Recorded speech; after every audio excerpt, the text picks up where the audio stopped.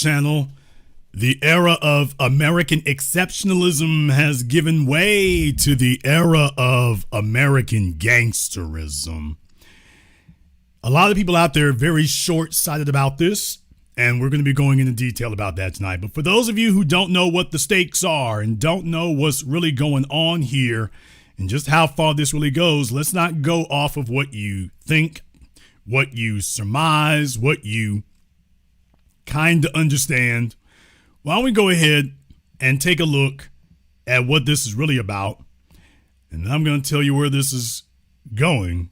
Now, Donald Trump is insisting that the main reason he's interested in Venezuela, the main reason the US is kind of looking at tankers off the coast of Venezuela comes back to drugs, the trade, the smuggling of illegal drugs out of Venezuela. But what if it's not just that? Maybe there's something else going on. What if it's partly about oil? Now, on the surface, you might be thinking, why does America even need Venezuelan oil? And I can kind of understand your point, because if you look at just total oil production, look, this is up until 2005, the US was there, Venezuela was there, Saudi Arabia was there. But as you probably know, since then, everything has changed. Look, American output has gone through the roof, way above Saudi Arabia, and Venezuela has gone basically to the floor. And that's kind of post-Chavez, Maduro. They're one of the minnows now, and I think 21st biggest producer in the world. So again, that question, why should America care? Well, in the US, that big rise is largely down to this. It's down to the shale revolution. So you've got fracking all around the US producing extraordinary amounts of crude oil. And here's where we get to the interesting bit. Because when you're thinking about crude oil, maybe you're just thinking about, well, look, barrels of oil. It's all the same, isn't it? Well, actually, no. So if you kind of look at crude oil, there are various different types of crude in different parts of the world. There's actually kind of various different ways you can categorize it. But one way you can look at it is look at the kind of density. So you're basically looking at how thick that crude is. And when I say thick, I mean literally how thick. This is showing you global production broken down by the density of that oil. And so you've got the kind of medium stuff. And this is probably, if you've got kind of image in your mind of what crude oil looks like, it's a bit like this, it's kind of black, but it's not too viscous, it flows around. But there's other stuff as well. So this is light crude. And it kind of almost looks like a smoothie, doesn't it? And that's the same stuff. This is still crude oil, but down to the kind of geological and the biological conditions in the ground when it was being formed, hundreds of millions of years ago, it comes out looking a bit different. And so that's light. You've also got heavy stuff. And it's kind of relatively small in global production. But this is gloopy, super viscous stuff. Heavy oil. So heavy, medium, light. Remember that. And remember also, the key thing here is, you get it out of the ground, it may look like that, but ultimately, you still need it to go into, someone's car, or indeed, be turned into chemicals. Basically, you need to process it, and that processing, that happens in places like this, in refineries, and there are refineries all over the world, of course. There are refineries all over the US as well. There's kind of more than 100 of them. And if we kind of look at where those refineries are, well, so there's some in California. So the history in America, actually, historically, a lot of the early Californian oil, that was the heavy, gloopy stuff. And if you look at kind of some of the refineries in America, so here are some of the refineries. There's one in LA there. These are the 10 biggest. You've got some up here around kind of towards Canada. We'll kind of come to that in a second. But a lot of them are down there, kind of Texas, Louisiana, on the coast. And here's the critical thing. These refineries are primarily set up for heavy oil, for taking that gloopy stuff and turning it into gasoline and all of the other different products.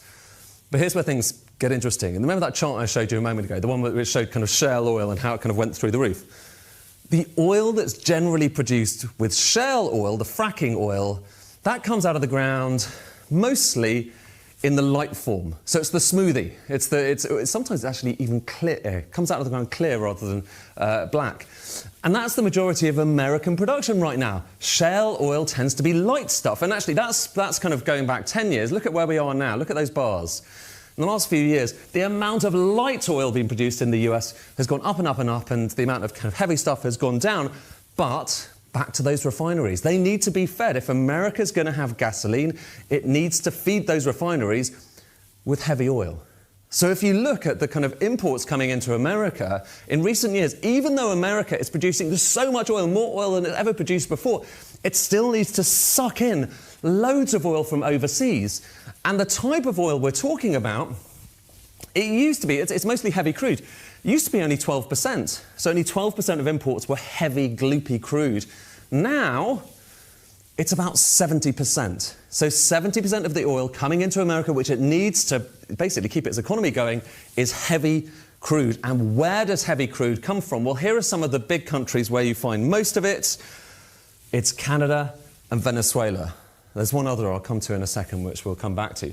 But it's Canada and it's Venezuela where you get most of this heavy crude oil, which is why, about to think about where those refineries are, they're mostly set up, kind of, you've got some in the north there to get the heavy oil coming out of Canada, and you've got some around the kind of Louisiana and elsewhere and Texas to get that heavy oil that comes in from Venezuela. That was kind of the way they were set up. And it's really expensive to rebuild these things. You can't just chuck out a refinery very easily overnight. Some came from Mexico and the Gulf of Mexico as well, and that was pretty heavy too. So that's the picture in America. And the upshot is, even though America is producing more and more oil, the imports, this is showing you imports of oil into America, are still really high. And if you break down those imports by the country that stuff is coming from, well, there's Venezuela, and it used to be a decent slug, actually more coming from Venezuela just about than from Canada, just at the turn of the millennium.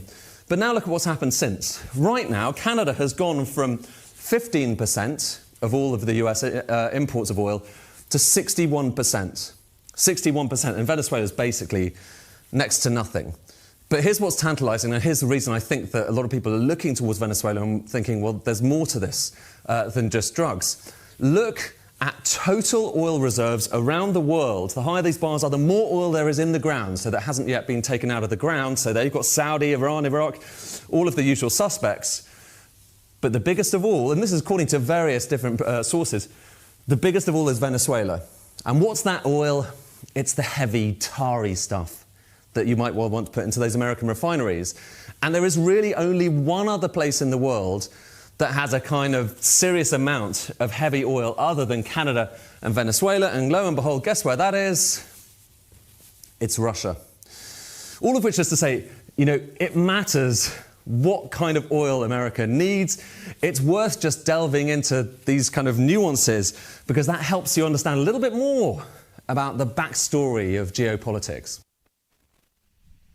All right, so for those of you who want to be caught up to speed relatively quickly about what is crude oil, what is sweet oil, what's the big deal, because many of you were aware that, you know, sweet crude may be cheaper to refine, but in reality, America has really been dealing more in heavier and harder stuff. So whether it's oil, shale, or whatever, America has really gotten good about dealing with heavy crude oil. So what they prioritize is the volume they can get their hands on, not whether it's sweet crude.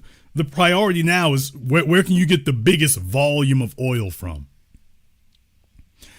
And also, what they were just telling you there was another one that was using a lot of the same information here, but some points to be had here. The Kobayashi letter says the Venezuela plot thickens while Venezuela holds 303 billion barrels of oil reserves. Much of this is heavy crude. Texas and Louisiana also happen to have 6 of the largest heavy crude oil refineries in the world. What does this mean? Let us explain. In the early 2000s, Venezuela was a much larger oil producer than the U.S. In fact, Venezuela produced 3 times as much oil at nearly 3.3 million barrels per day. But by 2020, Venezuela's production had declined to just 900,000 a day, while the U.S. hit 5 million a day. This is key. First, Venezuela has been heavily sanctioned by the U.S. for years. This resulted in old infrastructure, hindering the ability to extract heavy crude oil. Heavy oil is far more expensive to extract than light crude. This requires advanced techniques like steam injection. The image below helps to better understand. The leftmost vial shows heavy crude oil, which is often a goo-like mixture. As you move to the right, the crude oil becomes lighter and much easier to process. But here's exactly why this is a crucial point for the U.S. The U.S. has become incredibly dependent on heavy crude oil, as they just explained to you there. And as you can see, Canada's share of imports surged from 15% to 60%, while Venezuela's imports to the U.S. have effectively stalled. If the U.S. can restore these imports, it would be highly profitable for the U.S. government. Don't you mean U.S. corporations? At this point, I guess they're one and the same. Currently, Venezuela holds more oil reserves than any other country in the world. They even hold 20% more oil reserves than Saudi Arabia. What's the best way to restore these massive heavy crude oil imports to the U.S.? Take control of the country's oil reserves. Yeah, if they won't do business with you, if they refuse to do business with you, just like William Perry and the Black Ships opened up Japan, y'all are going to open up your markets, or we're going to open up these cannons on you. So America is invoking gangsterism as usual. Yesterday, President Trump explicitly said it. We are going to have a very large U.S. oil company. Our very large U.S. oil companies go in, spend billions of dollars, fix the broken oil infrastructure, and start making money. Trump also said the U.S. will sell large amounts of oil pumped from Venezuela. That's important, too, for this next part. And it becomes even more strategic for the U.S. And now you'll see why the fella in the video was mentioning this. Aside from Venezuela, Russia has some of the largest heavy crude oil reserves in the world.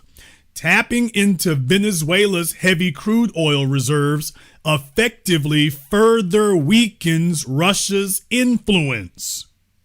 This is also a geopolitical move.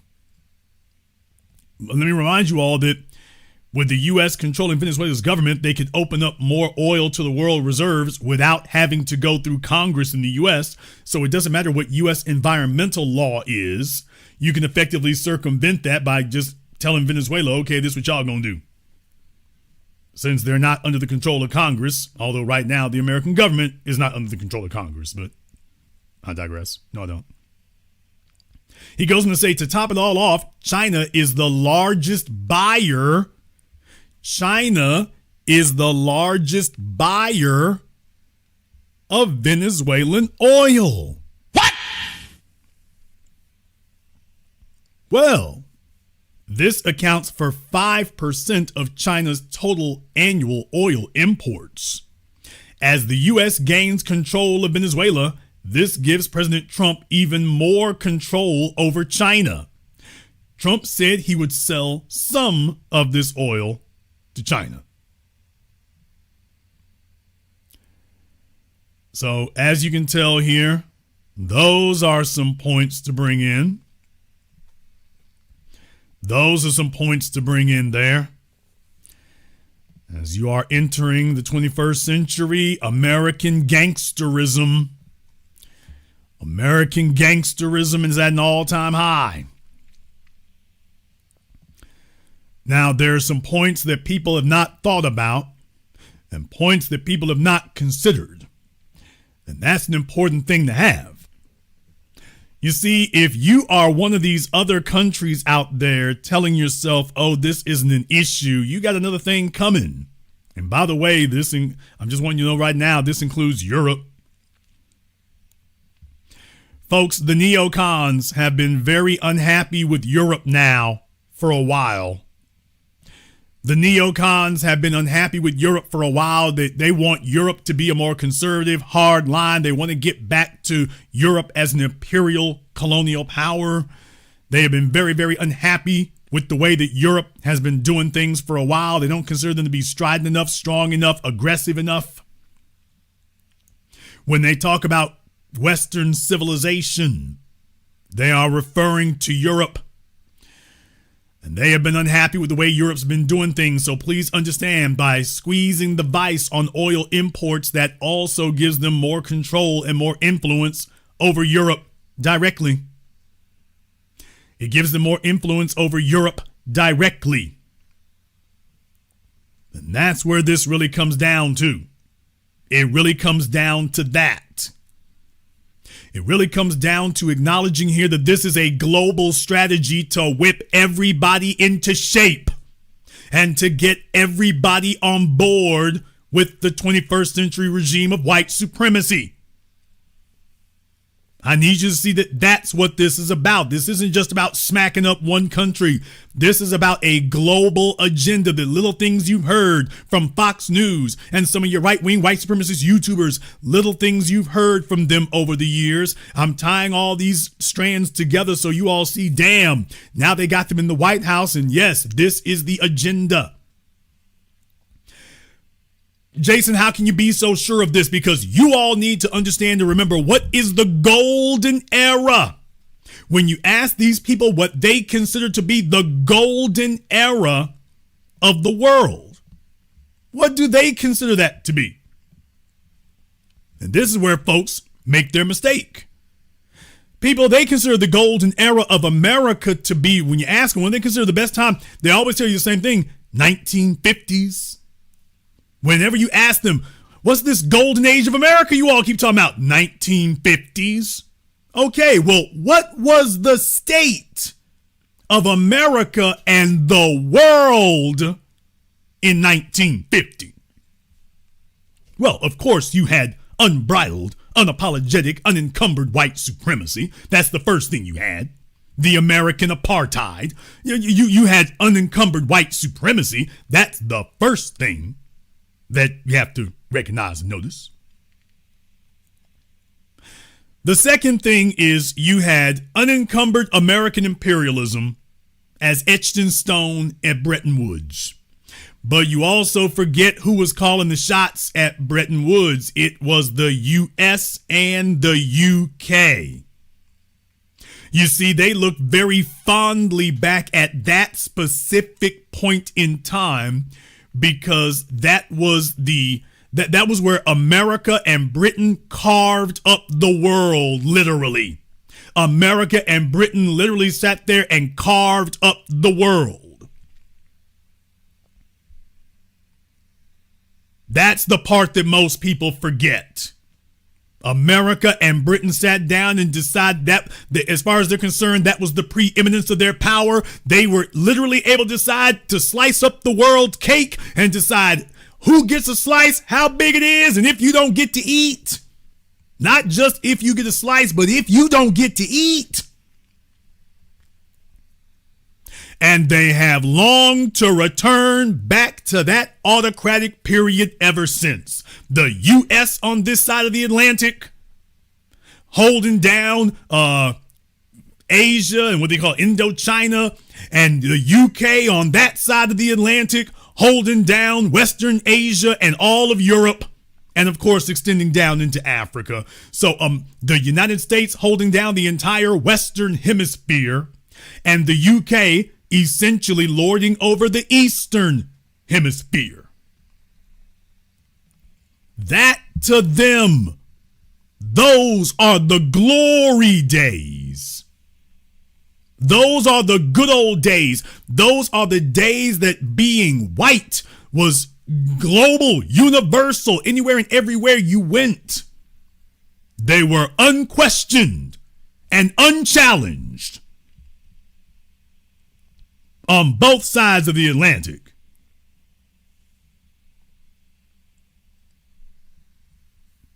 That to them were the golden days.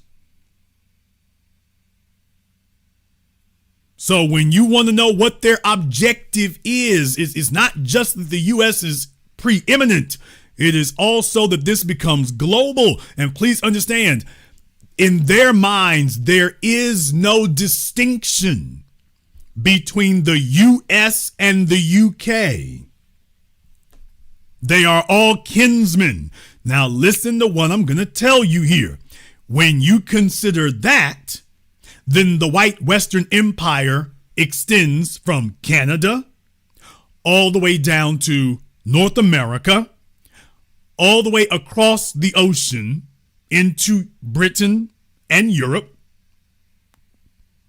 all the way down to Australia. Do you understand that? Forget the damn Belt and Road. Belt and Road my ass. You've got most of the world's landmass right there. You've got the best farmland, a bunch of oil. So do you see how far that really extends? Of course, as far those are the halcyon days of yore.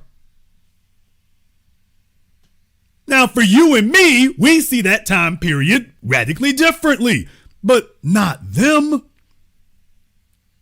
And that's why I want to show you all this picture on your screen here, because you can see all of the villains as they've united here, because I want to remind you about something. I want to remind you all about something, because remember, I just named Europe. Oh, you want to talk about your spiritual connections. A lot of you are thinking that, well, Jason, you said Canada and North America, and then you skipped on over to Europe and whatnot. What about South America? Oh, don't worry, I'm coming to that right now. Marco Rubio is a Spaniard. What? Damn! Oh, man, now that I said that, I think you're able to predict where this is going.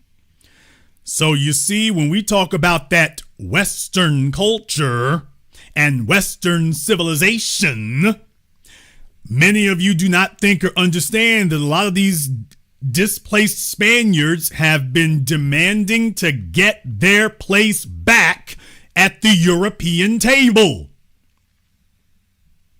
We haven't really heard Spain kicking up no dust and blowing no smoke in a very, very long time, folks. You can't really tell me anything significant coming out of Spain. You can't. No diss in Spain, I'm just saying. At least Italy is making cars. What? I mean, at least Italy is making cars and handbags, even if they got to get them from China. But as far as Spain is concerned, not a whole lot coming out of Spain when you think about it. Yeah, somebody said they ain't made noise since Columbus. So it's, not a whole lot going on right there in Spain, folks. So they have been very easy. That's how they got kicked out of whiteness. It's like, hey, bro, you ain't holding no weight. You're not holding no weight. You ain't holding no down. Ain't nothing really going on with you. The rest of us are taking things and stealing things and mobbing out Spain. You ain't really doing nothing. Got a bunch of folk around the world speak the language, but other than that, So that is how Spain lost its It lost its influence.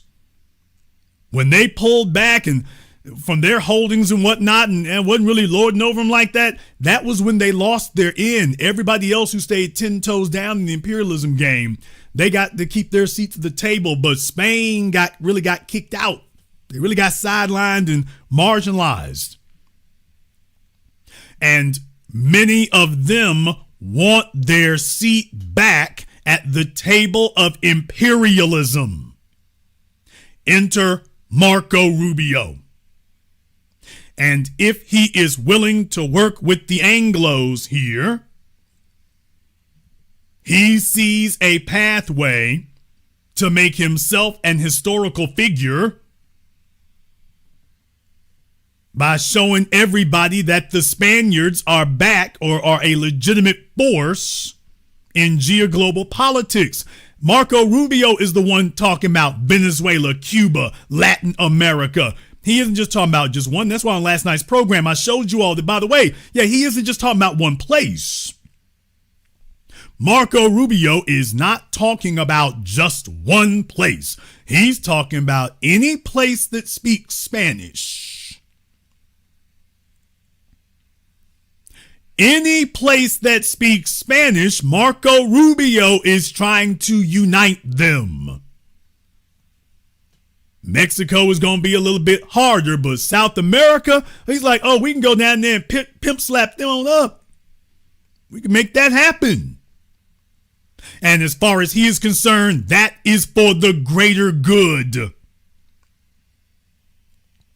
Do you understand that? As far as he is concerned, that's for the greater good. That if you want to get the Spanish-speaking world straightened out, you're going to have to go down there, gangster out some of the Nimrods and knuckleheads, go over there to Cuba and correct that situation, and then finally, for the first time in 150, 170 years, the Spanish-speaking world is officially back at the table as a global power. Finally. Far as they're concerned, the Spanish-speaking world has missed out on the entire 20th century. Do you understand that? As far as Marco Rubio is concerned, Spanish-speaking people missed out on the whole damn thing. And that he has an opportunity to correct that. It'll be ugly, it'll be messy, but as Jaime Lannister said in Game of Thrones, when people are living peacefully in the world that we built, do you really think they'll wring their hands about how we built it? At least that's the version of the story they tell themselves. So if you want to know the method to the madness, now you do, which is why I'm showing you, everybody's lockstep in line. That they are going to remake the Western Hemisphere and the Eastern Hemisphere. They've already sliced up the Middle East. We are going to remake all of this. And if Marco plays ball, gets the Spanish-speaking world on board with the program, then he will be able to say that he was a transformative figure for his people. And that where other folks didn't get the job done, he was an essential part of making it happen. I also need to remind you all of something else here. In Marco Rubio's mind, it's very, very clear. It's now or never. It's now or never. No, Marco has surrendered his ability to run for president. Running around with Trump like this is making him about as popular as herpes. That's not going to work for him. No, everything he's going to do, he needs to do that now. He doesn't have the ability to wait till he's president and follow up. If he's going to do it, he has to do it now. He surrendered his ability to run for president so that he would get behind Trump, and that Trump has promised him that they will remake the Spanish-speaking world, the Latin-speaking world, that they're going to allow them to remake that. That's what this is about. While everybody else was looking at the Middle East, we now realize that Marco Rubio got bought off to remake the Spanish-speaking world to his liking. That's what it's for. Also, understand what it'll also do once they get South America in line, and once you get Cuba in line and the Dominican Republic is already under their boot, the only thing that leaves is Mexico. The only thing that leaves is Mexico. Okay, and Mexico will be boxed in on all sides. I explained this to you all last night about Russia and China. That the policy is containment. How do you contain them? All the nations around you are on Team America. You're just basically sitting there by yourself. We gobble up the resources. Now you don't have any ability to threaten anybody because you have nothing to withhold from them, nothing that we couldn't replace. So that becomes very significant. And in Mexico's case, if they don't play ball, it's like, we got you boxed in. America's got you boxed at the top. We're your single biggest customer, so we can crank down on you there. And you can't go down the South America. We got that locked in box too. They're going to dance to whatever tune we tell them. So, hey, Mexico, you ain't really going to have a choice but to get in line. You're not really going to have a choice.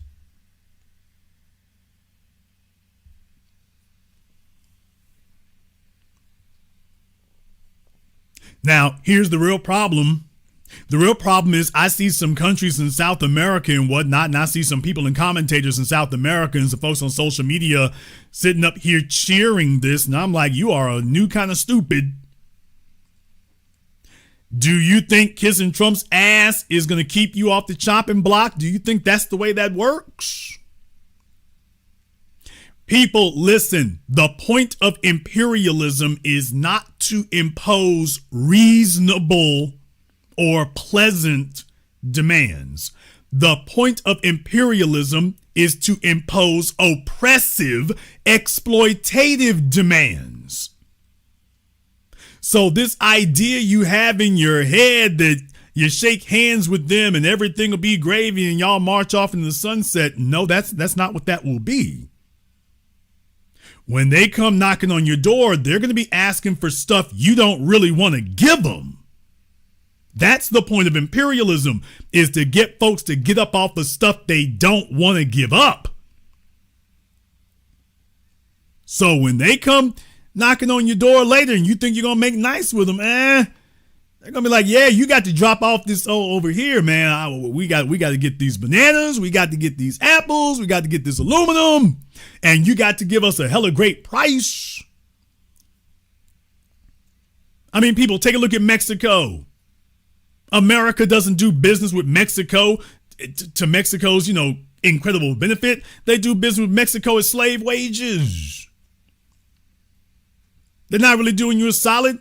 I mean, if they were doing that, folks would be staying in Mexico. If America was dropping the bag in Mexico like that, folks wouldn't be risking their lives to cross the border to get over here. They give them peanuts, slave wages down there. That's it. That's what you're going to get. You're not going to get to eat fat. You're going to be lean and anorexic as hell.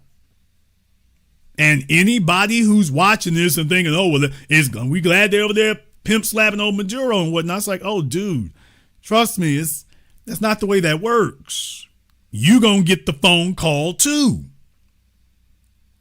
You will get the phone call also, and they're going to be like, yeah, by the way, you got to break off some of this other stuff over here too. Y'all got some resources. We got to do that. Or they will tell you, hey, I don't like them folk you talking to right now.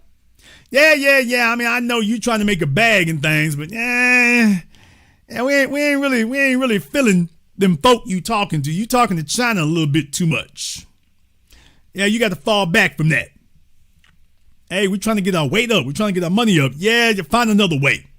Find some other way. You trying to make the wrong kind of friends. You trying to make the wrong kind of friends. You making me feel nervous. You're making me feel like Venezuela. You're making me feel like you Venezuela. So if you want me to feel a little less nervous, you got to back up off of that. Got to back up off of it.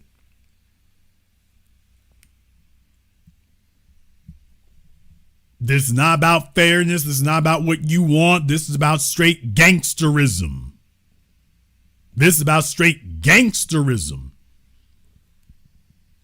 See, what happens here is, especially in a global context, this is not about getting real threats. This is about knocking off the weak. This is not about going after a real threat. This is about going after the folk who can't really fight back. So all the folks down there in South America or Central America sitting up here cheering, it's like, man, look here, y'all is dumb as hell. We've seen this before. You can't name a single place that they went in and installed a new president that was good for the people. Folks, name for me one place in South America where they went in and did that. Name one place they've ever done that. Chile, Nicaragua, Colombia, Belize, you name it. We've seen this before. How many times have we seen this where they went in and knocked off the damn government and, okay, we're gonna put somebody new in. Tell me any place that's worked out for the folks they did that to.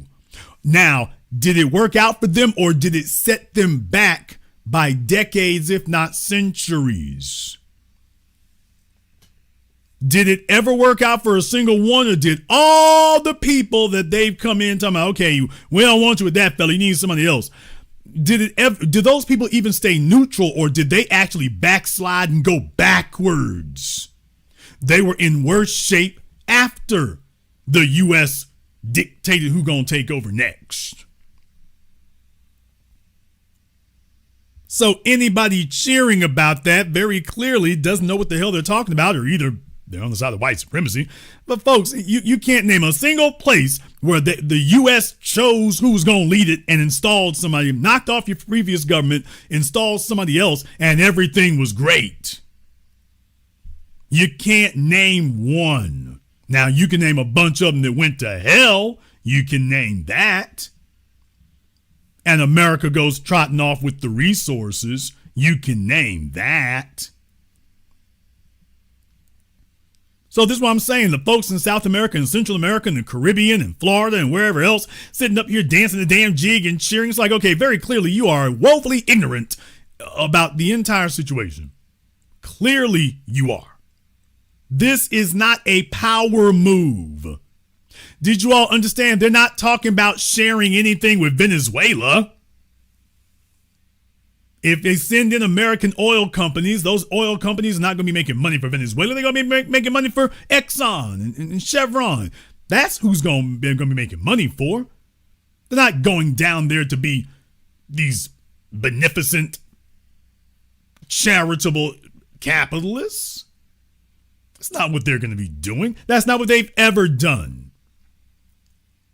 Folks, you can't name a single place that America went in, was running the oil wells, and the folks they were running the oil wells for, things got better for them. Things did not get better for Iran until Mohammed Mossadegh kicked out the Europeans. Things did not get better for the Saudis until they took over Aramco for themselves. That's when the wealth really took off for Saudi Arabia. That's when you start talking about all these skyscrapers and stuff in their region. Yeah, when they started controlling the oil and controlling the oil refineries, that's when they became mega rich. All these other places, you can't name a single place where America's in charge of extracting the oil and the other folk are sitting up there, hey, we eating good now. No, that's not the case. They're sitting up there, they're in the streets mad as a mug. The kids are sitting up here with no shoes and dirty. The coastline gets damn me decimated with oil spills. I mean, they trash the damn place and leave you broke. Not only do they trash the place, they trash it and leave you penniless. And then you'll have morons sitting up here cheering for it like this is a great thing.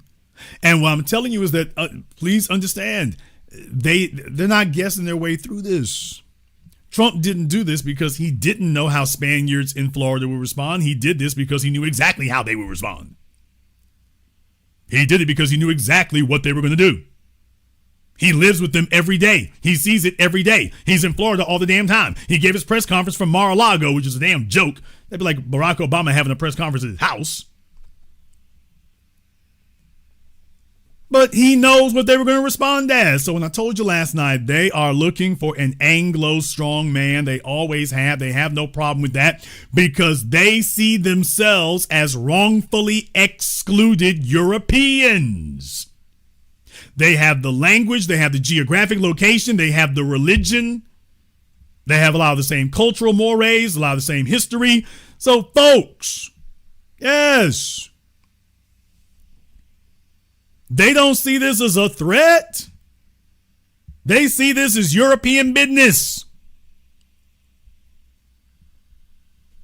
They see this as European business, so don't you get confused about how they see this.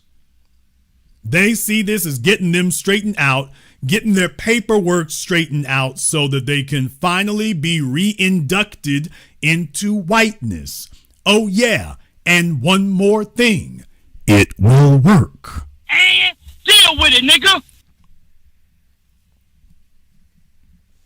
Oh, yeah, and one more thing, in case I didn't mention it. Oh, yeah, and it'll work. I need you all to understand that right now. It will work. Spanish-speaking people were not kicked out of whiteness until the 1970s. But I'm just telling you right now, if they are pale enough, from Jessica Alba to Marco Rubio down the list, please understand it will work. It will work. If they bring in the bag, they bring in the value, they're not challenging the system, they just want their in, it will work. They will be accepted into whiteness the same way the Irish and the Italians and the Greeks were. As a matter of fact, I'm sorry, they'll be reintegrated into whiteness. The only issue they have right now is a lot of those names. You know, the Spanish surnames tend to be a little bit off the beaten path. So that's going to be a slight bone of contention. But then again, same thing for the Italians. I mean, they got over that. I mean, the Italians had some distinct names too. You see they got over that. You see they don't have a problem with that. So yeah, these are folks up here basically getting the paperwork straightened out. And these other folks are looking forward to it, getting their paper together. The gangsterism continues. The gangsterism continues from Derek Guy. He put up this post here to remind people of what Elon Musk said. I think some of the things we're doing also will be hopefully helpful to other countries, because with the new administration, there's less interest in interfering with the affairs of other countries. I think there's the times the United States has been kind of pushy in international affairs, which may resonate with a number of members of the audience. And I think we should, in general, leave other countries to their own business. And basically, America should mind its own business, rather than push for regime change all over the place. I think it was. Yeah, that was Elon Musk less than a year ago. February 2025, America needs to mind its own business. January 2026, America needs to run all y'all's business. Damn! Jason, what changed? Folks, I'm going to explain to you what changed. See, understand something. Oh, Elon wants everybody to know what's going on. You ain't seen Elon do anything like this. He wants everybody to know, look here, he been passing the bag, passing the hat. And he's letting everybody know 6 hours ago, had a lovely dinner last night with the president and the first lady. So Elon is trying to buy his way back in. Now, I'm just going to tell you all, I need to remind you of something. Do you think this is going to last? Come on, man. No, I'm not. Jason, you was wrong. Okay. All the short bus niggas, fine. People, you think this is going to last? If you do, you literally have not been paying attention to the last 20 years of Donald Trump's life. You think this is going to last? Tell me anybody who has kissed his ass and all this other stuff here who was able to stay at the table. Everybody else couldn't even get back in. I guess when you got some of the deepest pockets in the world, you can do that. But I need you all to understand something. If he's sitting at that table with Elon, that's because he's told Elon what Elon got to do. He's taken Elon in the back room and smacked him up and told him what he's going to pay for and what he's going to have to do. That's what it is. And if you think that's going to last, you crazy as hell. Trump smiles at you as long as he needs you. The instant he doesn't need you anymore, out you go. And please understand, Elon is trying to hold on to some things. You see, changes in government regulation, changes in government policy.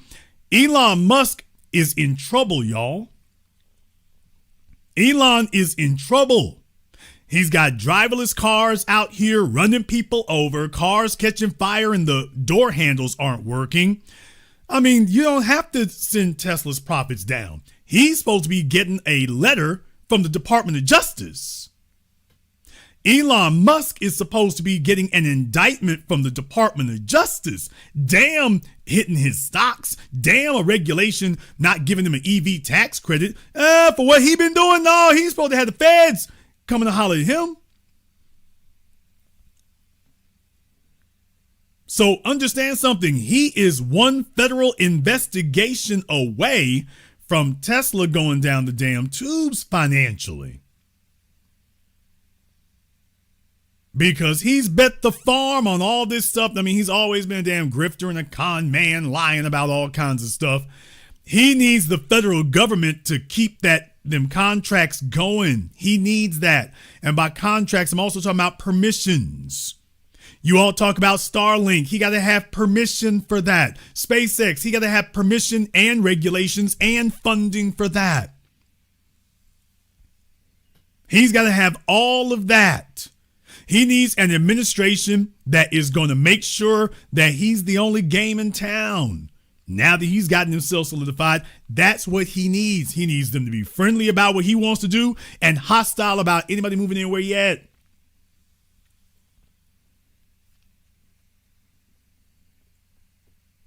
Folks, he's not going to Mars. Nigga, what? People, they're not going to Mars.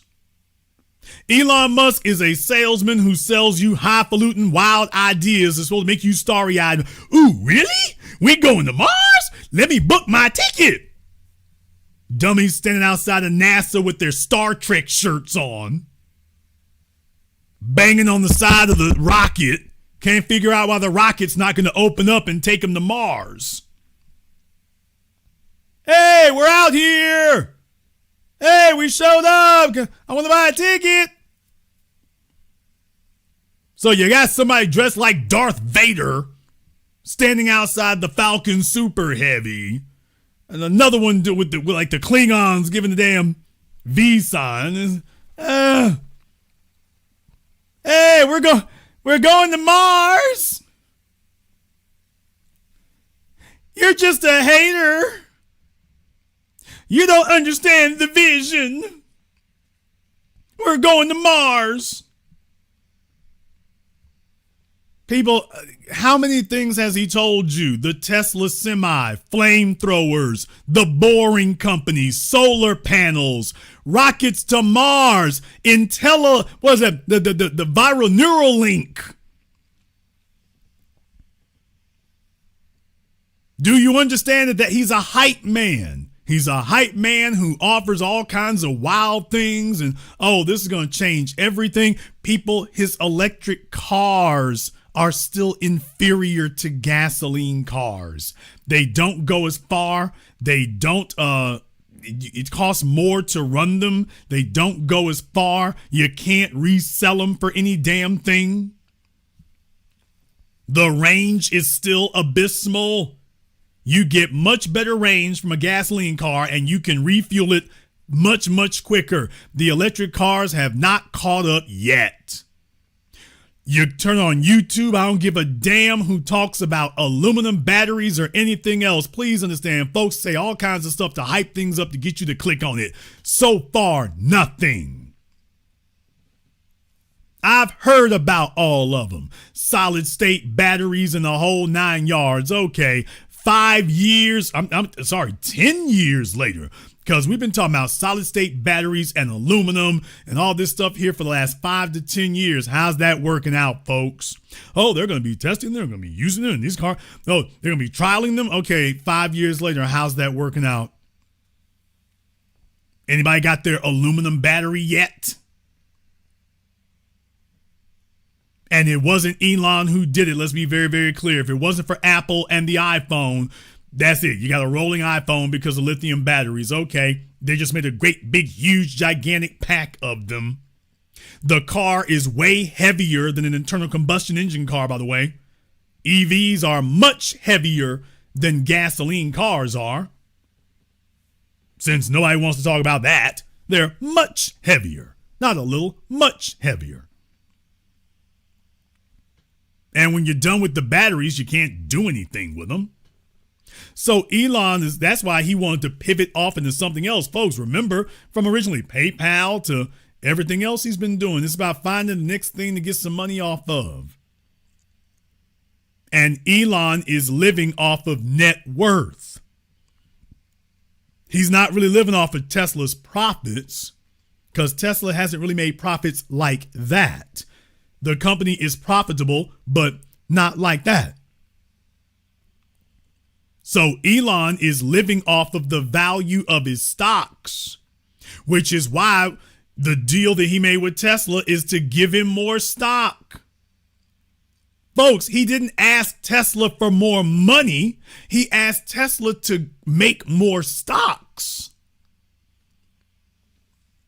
That's that deal he put together with them for the last 5 years. No. Don't pay me more money. Just give me more stock.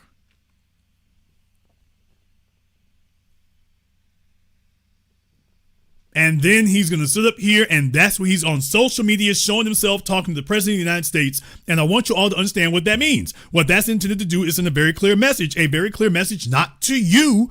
You are not the intended audience for this picture. You know who the intended audience is? The intended audience for this picture is Goldman Sachs, JP Morgan, Merrill Lynch, the investment banks that will float him his securities-backed loans.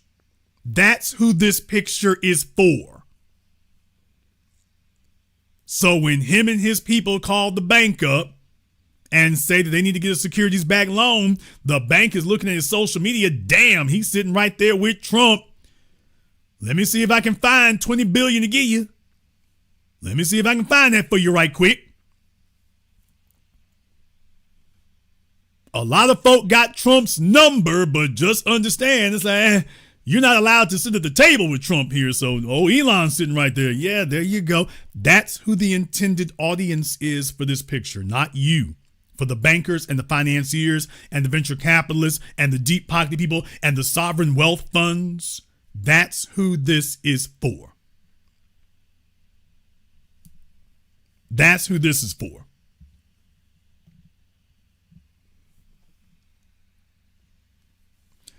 In the chat room, some of the Tesla stands, just stop it with the lying. It's the internet. Elon Musk is my daddy. Don't talk about my daddy like that. Your daddy's a liar. Your daddy's a fraud. And you're stupid. 20 years now that nobody is using Tesla's batteries to power anything because you can't.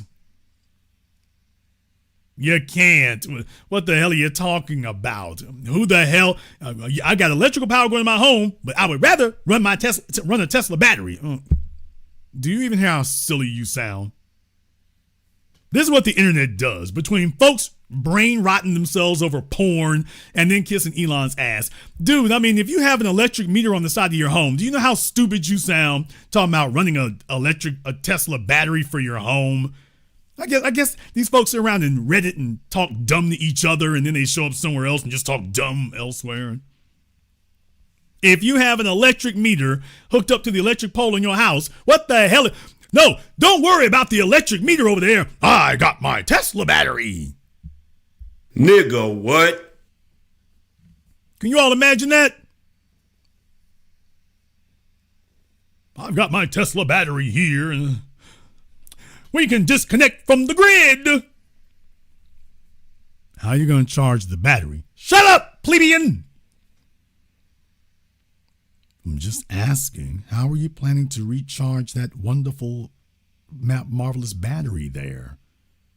If electricity's out, because the battery needs electricity, how are you planning on doing that again?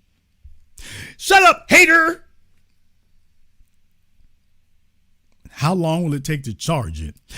Non-believer, you're a downer. Okay. I'm going to the supercharger. Assuming that it works and assuming you don't have to wait in line. So let me get this straight. You're going to go down there, wait for 2 hours to come back here to give us a battery that will run for a day or two.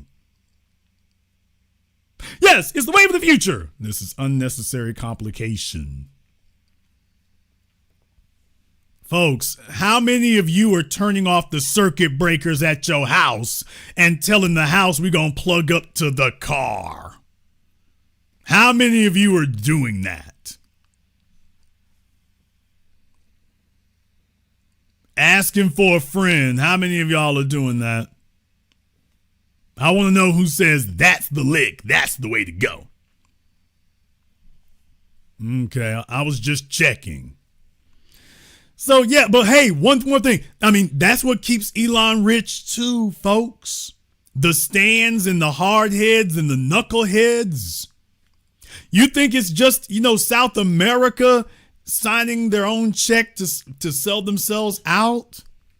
These guys are sitting at that table because they have mastered the cult of personality among the slow-witted and the dim-witted and the dullards and the ignoramuses. They have their Tesla key fob and they feel like they're a member of something. This is why it's extra stupid to talk to iPhone people. No offense to you iPhone folks, but as you iPhone people don't know things. They just believe things. And Steve Jobs, and you would have thought Steve Jobs was their uncle and their daddy. The way they talk about him, you would think that the iPhone store was a club where people actually know you. They don't know you. But they hold up their iPhone. I've got my membership card. They whip out their iPhone 19. My membership, I'm good here. Then got folk with their Teslas. Oh, my car is different. You're right, it's inferior. It is not. Okay. So folks want to belong. In the 21st century, so many people just want to belong. They want to be down with the people they see as mobbed up. This is where we're at today, man. Most people just want to be around the people that they see as mobbed up. They just want to be around somebody who matters. They don't give a damn. They got to whore themselves, talk silly, go through crazy complications, buy a car that's inferior to your gas when it's the new wave. Folks just want to be next to real movers. They just want to be next to people that getting things done and moving big numbers. They just want to be next to them. Who cares what he's about? Who cares what he's doing? Who cares what he stands for? Who cares who he's selling out? Who cares if he's selling out you? He's on TV. Did you all notice that Elon has those same type of events the way that Steve Jobs did? They have a bunch of folks show up and whatnot and get on stage and here's what's coming next and the stuff ain't never came. By the way, how many of my truck drivers have been monitoring their cyber semis? Hey, have the Tesla semis put all you truck drivers out of business yet? Some of the practices of the companies might be putting you out of business, but how many are like, we don't need you no more. We got our semi trucks. You want to break your own heart? Go back and Google when he first made that announcement. If you want to break your own heart, go back and Google when he first made that announcement. Go do that right quick and brace for impact. In the chat room, Renato Ruiz, I'm so glad you said that, sir. You graduated from trying to sell us on Teslas. So glad you said that there. Let me go ahead and get the Zoom link up here for Renato. He would like to educate all of us about all things Tesla, all things FBA, who's moving and grooving and making things happen. So very, very glad you said that there. Very, very glad you said that. Let me go ahead and get you up here right quick so that you can explain to the family all the details and nuances that we are clearly too slow to be able to pick up on our own. So very, very clearly, we need that from you. So what I'm going to do is go ahead and get the Zoom link up here, and y'all, we can get Renato on the line here so he can explain that to us. So Renato, here's your link. You got 2 minutes to go ahead and give us a call here. Very glad that you weighed in. Very glad you weighed in. Let me go ahead and pin that at the top of the chat room, and Renato can go ahead and let us all know all the details and nuances. Well, I hope he's not in his feelings about that.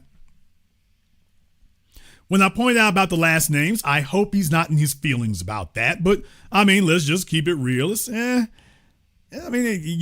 not lying. I mean, if I'm lying, tell me where the lie is. Look, they're trying to get back in. It's like,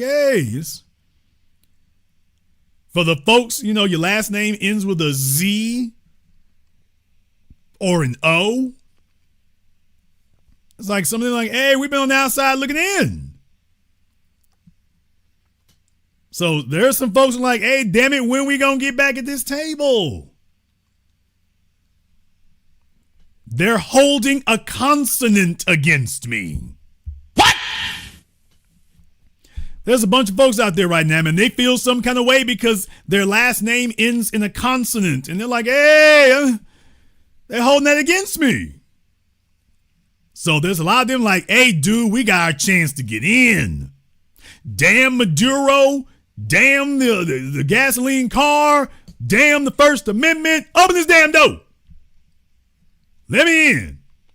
So just understand that there's a lot of folks who are like, hey, man, this is our moment. This is our moment. And the rest of y'all are in the way.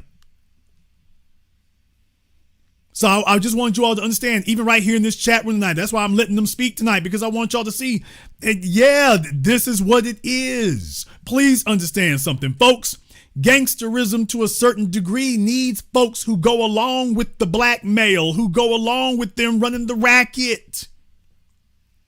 Gangsters don't choose neighborhoods where folk gonna shoot back. Gangsters choose neighborhoods where people are gonna let them roll like they do.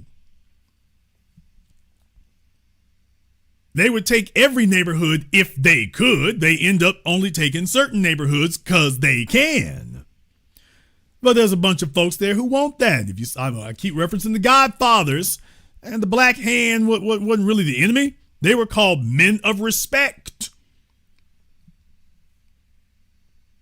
Go read Joseph Bonanno's book, Men of Respect, Men of Honor. That was the Black Hand. That was the Mafia. That was La Cosa Nostra. In their neighborhoods, on their streets. So just understand this, when the gangsterism kicks off, there's a whole bunch of folks there who want to get mobbed up and roll with the G's. Keep that in mind. There's a whole bunch of folks who waiting to get their turn to get called up from the street to being an associate. They're waiting to get, they're looking to get made a made man. I'm not being hyperbolic right now, folks. All over South America, Central America, Mexico, the Caribbean. You want to know why these people accept that kind of abuse and whatnot? All over Africa. Folks, they looking to get made men. They're looking for the man to give them the call and tell them, okay, we're going to get you, we're going to make you. So if they accept the abuse, if they accept the racism, okay, folks, let me explain something to you. You can go watch Michael Francis. You can go read Underboss. You can read anything there, man. When you want to join the mafia, man, you's a little dude. You are low on the totem pole. So you see, you're going to be a gopher. You got to go get folks coffee. You got to go get folks ties. You got to go pick up folks bagels, and they better be warm when you get back. You're a do boy. Folks, go watch, Goodfellas or Casino. Folks are making jokes about you, man. They're making, the fellas who are made, they're sitting up here clowning you. They making jokes about you. That's what happens when you trying to get in. Somebody said prospects, motorcycle gang, same thing. You're not respected. Folks are clowning you. Folks are pinching your girlfriend on the ass. Folks are testing you. Folks are stealing your lunch money and your lunch. That's what you have to do when you're low on the totem pole. You got to do that. That's how you live.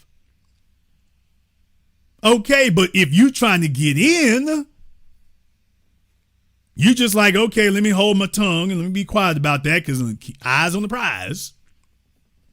Okay, folks, South America, eyes on the prize. South America got their eyes on the prize. Marco Rubio got eyes on the prize. Yeah, we're going to get smacked up for a little bit here, but we're trying to get made. We're trying to become made men. So when I talk about rolling them back into whiteness, I mean rolling them back into Anglo-ness. They gonna get made. Do you all understand how many of them are tired of this thing where they have to either pretend they're not Latino or they have to hide it or whatever? No, they want to get made. They want to be back at the table as fully made men.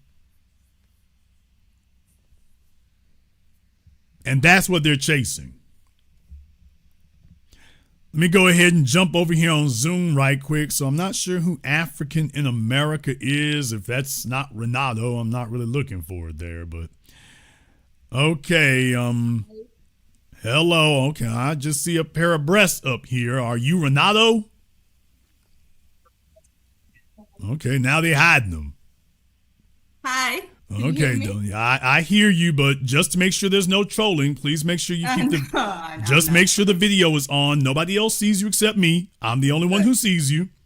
But just to make sure there's not a trolling issue, just make sure you keep your camera on so that I know that there's just between you and me. Nobody else sees you except me. I'm not gonna put you on YouTube.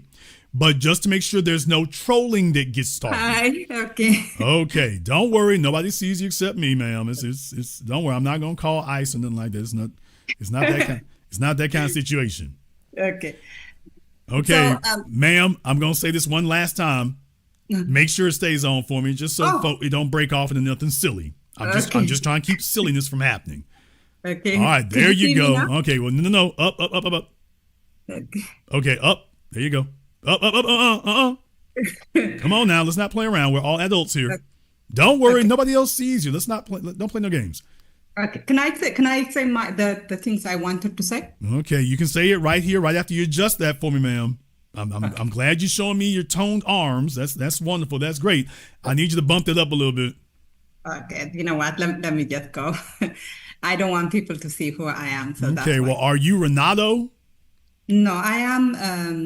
My name is Zed. I am an African who lives here in America. Oh, you're an African who lives in America. Where in Africa are you from? Ethiopia. Ethiopia. Yes. Okay, and how'd you get over here? Okay, so can I say something? Yeah, I'm asking how you got over here. Oh, how did I get here? I won a visa lottery called Divi, and that's how I came here. She won the lottery. Yes, all right. sir. That's one way to do it. And what was on your mind? Okay, so I am happy, of course, I am absolutely against, Maduro, and I'm glad that that he is off. But the fact that the way it's done, is almost now poor countries almost have absolutely no defense. They have to follow what America says, because right now America can literally go to any country and abduct their leader. So I in a way blame the leftists, because the leftists and I know you are a leftist, so I hope you will accept criticism. But you guys were attacking. Well, ma'am, I'm not a leftist. I don't even know what you mean by that.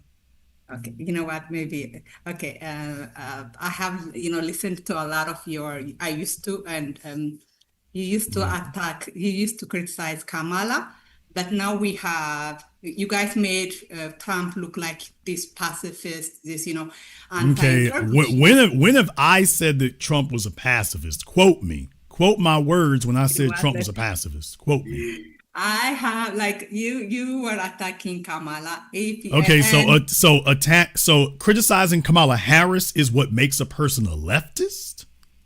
Yes, I actually do. Okay, because Kamala is about as far left as you can get without falling over a cliff. So are you sure you know what leftist means? Yes, I do. I mean, my brother is a leftist. Okay, define what a leftist is. Okay, so leftists are collectivists. They believe that, leftists are basically communist. They do not, they do not believe in private ownership. They do not believe in capitalism. And we liberals, of course, support capitalism, support, private ownership, and support, of course, liberal ideas of, supporting minorities. Whereas leftists are all about, communism, all about Russia, all about, like dictators like Maduro. And you guys thought because Trump was pro-Russia that he was somehow, pro. Okay, ma'am, I'm not really sure who you're referring to. Nothing like that was ever. Maybe I am in there. Yeah, Okay, just sorry. here's my suggestion. Okay, I want you to go to Amazon and see if you can get a metal colander or a metal clothes hanger. Get back up on the roof up there and whatnot. Try not to step through it, but get back up on the roof. See if you can pick up a different Wi-Fi signal up there. Get off my phone! That's what I need for you to do. I need you to get a metal coat hanger and some aluminum foil and stand on the roof and aim it towards the Starbucks. See if you can aim it toward the Starbucks. You might have to hold it a little bit sideways. See if you can aim it towards the Starbucks and see if you can pick up a different YouTube channel. Because the one you're referring to, I'm not them. So this is a whole different channel. First of all, you're wrong about leftists, first of all. So along with everything else, see if you can download a dictionary. Damn! And, but on top of that there, yeah, by the way, you got the wrong people here. So we're not at all. Not at all. First of all, you are wrong about what makes a leftist. But second of all, I am almost certain you are referring to another YouTube channel. It's certainly not mine. So this is what happens, folks, when you're trying to get the Wi-Fi from McDonald's, the Wi-Fi from Starbucks, we are in America now. Okay. We don't have to pay for internet. We are in America. So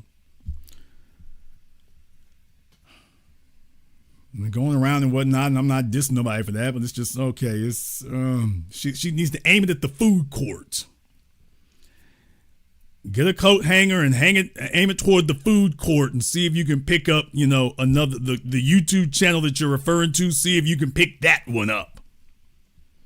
Don't call people out of nowhere with nonsense. Got the whole damn wrong channel.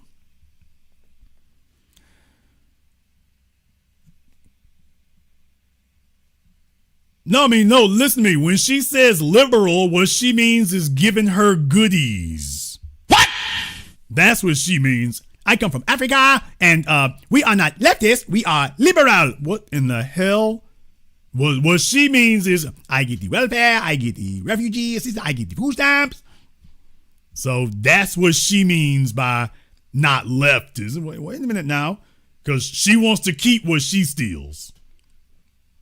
What she rips off and what she grips, she wants to keep that. She doesn't want to have to share that with anybody. She wants to keep that part. So, but she doesn't want you to go, any further beyond that, because you're like, hey, wait a minute, is you pulling your weight? No. I am low down on some hole. It's hard on me, nigga.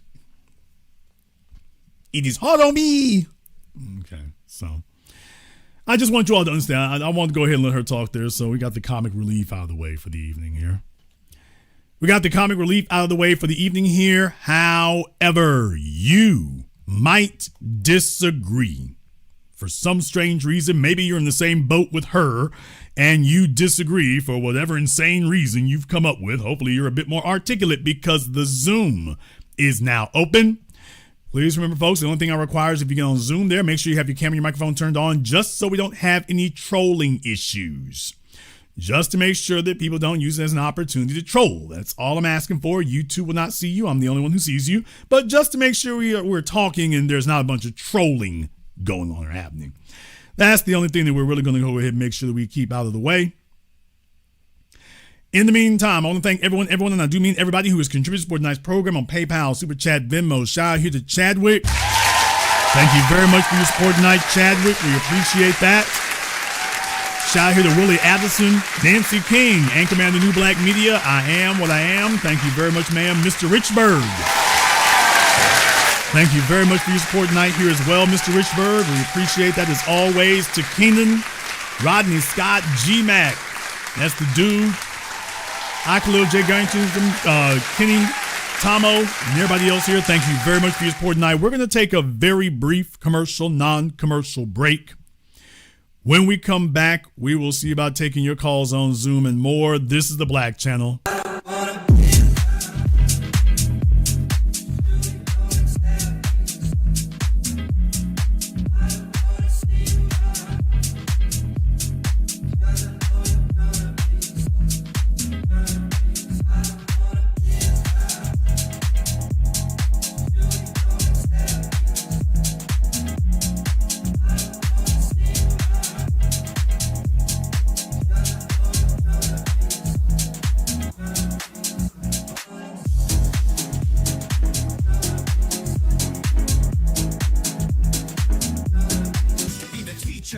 On the block, got the kids learning minds open like a lock. Books and skills from the east to the west, bringing education, yeah, we're simply the best. Classes on fire, brains burning with desire, innovation driving like a tire through the mire. Math, science, history, we got the whole range. Kids hitting new heights, teachers making a change. Used to be the teacher, stacking up the grades, future bright shining, no need for no shades. Got the youth thriving, moving up the ladder, smart and sharp, brains growing fatter. Lessons so lit, yeah, they stay in a blaze. Every mind sharp like a sword in the haze. Mr. B in the house breaking knowledge chains. Education kingpin, we repping the gains. Mr. B the teacher.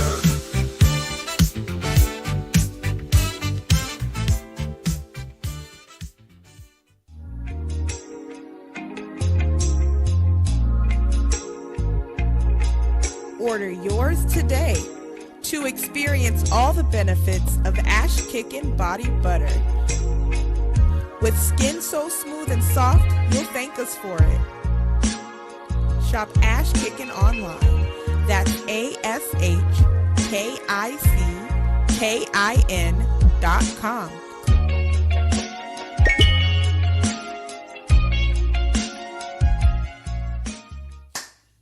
Hi, this is Brenda Starr, creator of Poetry with a Purpose and author of the book Pressed But Not Crushed.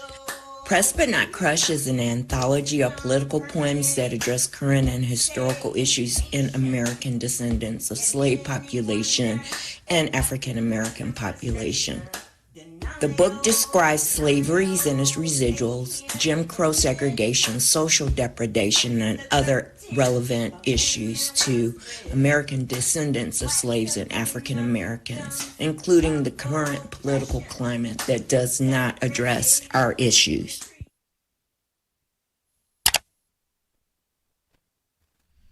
This is the Black Channel. I am your host, your brother, your humble servant, the Black Authority. Very glad to be with you all here this evening as we are discussing the U.S. government going full gangster here, folks. And understand something, this sets a precedent.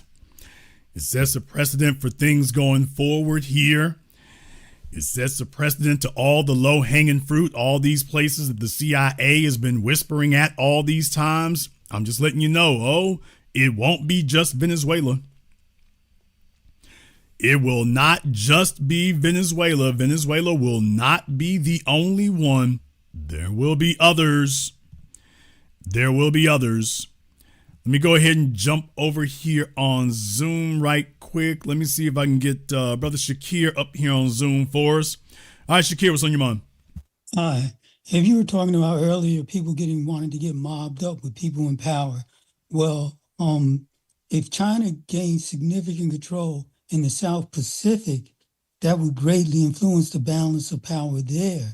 And it would force other nations in the region to want to get mobbed up with them. So I see that maybe what's going on in the Western Hemisphere, to be like an impasse. So what do you think about that? And I'd like to make one other point if I could after that. Well, here's the issue with China.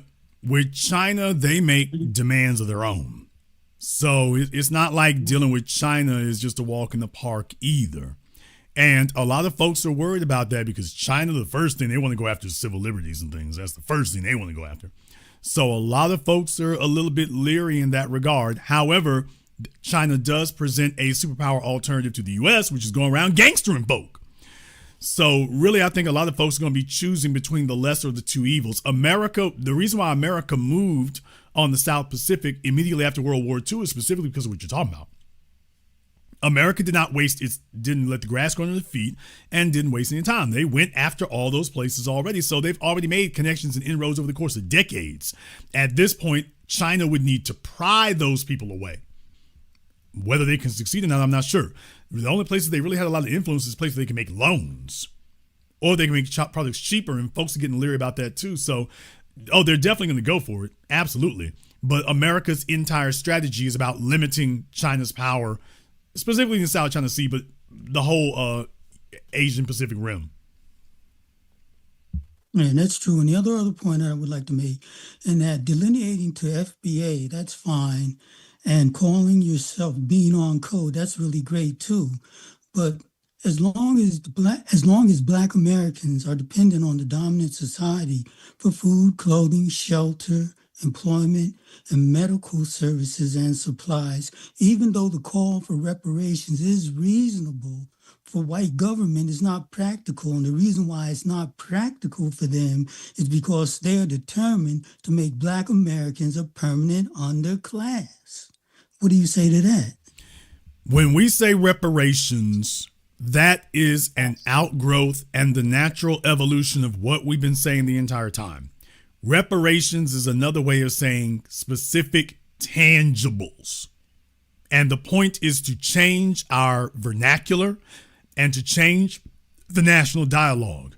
That we're not discussing intangibles or symbolic anything as being a benefit. So that we are squarely, firmly focused on that as the issue. If it is not a specific, concrete, beneficial, tangible in the financial realm, it doesn't count. Don't come to us talking about integration. Don't come to us talking about scholarships. We already seen y'all do all that. So what we're saying is we're moving all that symbolic, intangible, spiritual stuff off the table. We're not interested in that. Going forward, we are only interested in discussing tangibles. And reparations reparations sends a very clear message to the dominant society. They get the point. They're not ambiguous about this. They got the point. Oh, y'all talking about just concrete financial tangibles and that's it. Oh, hell no. So the bottom line is they get the point. Don't believe me.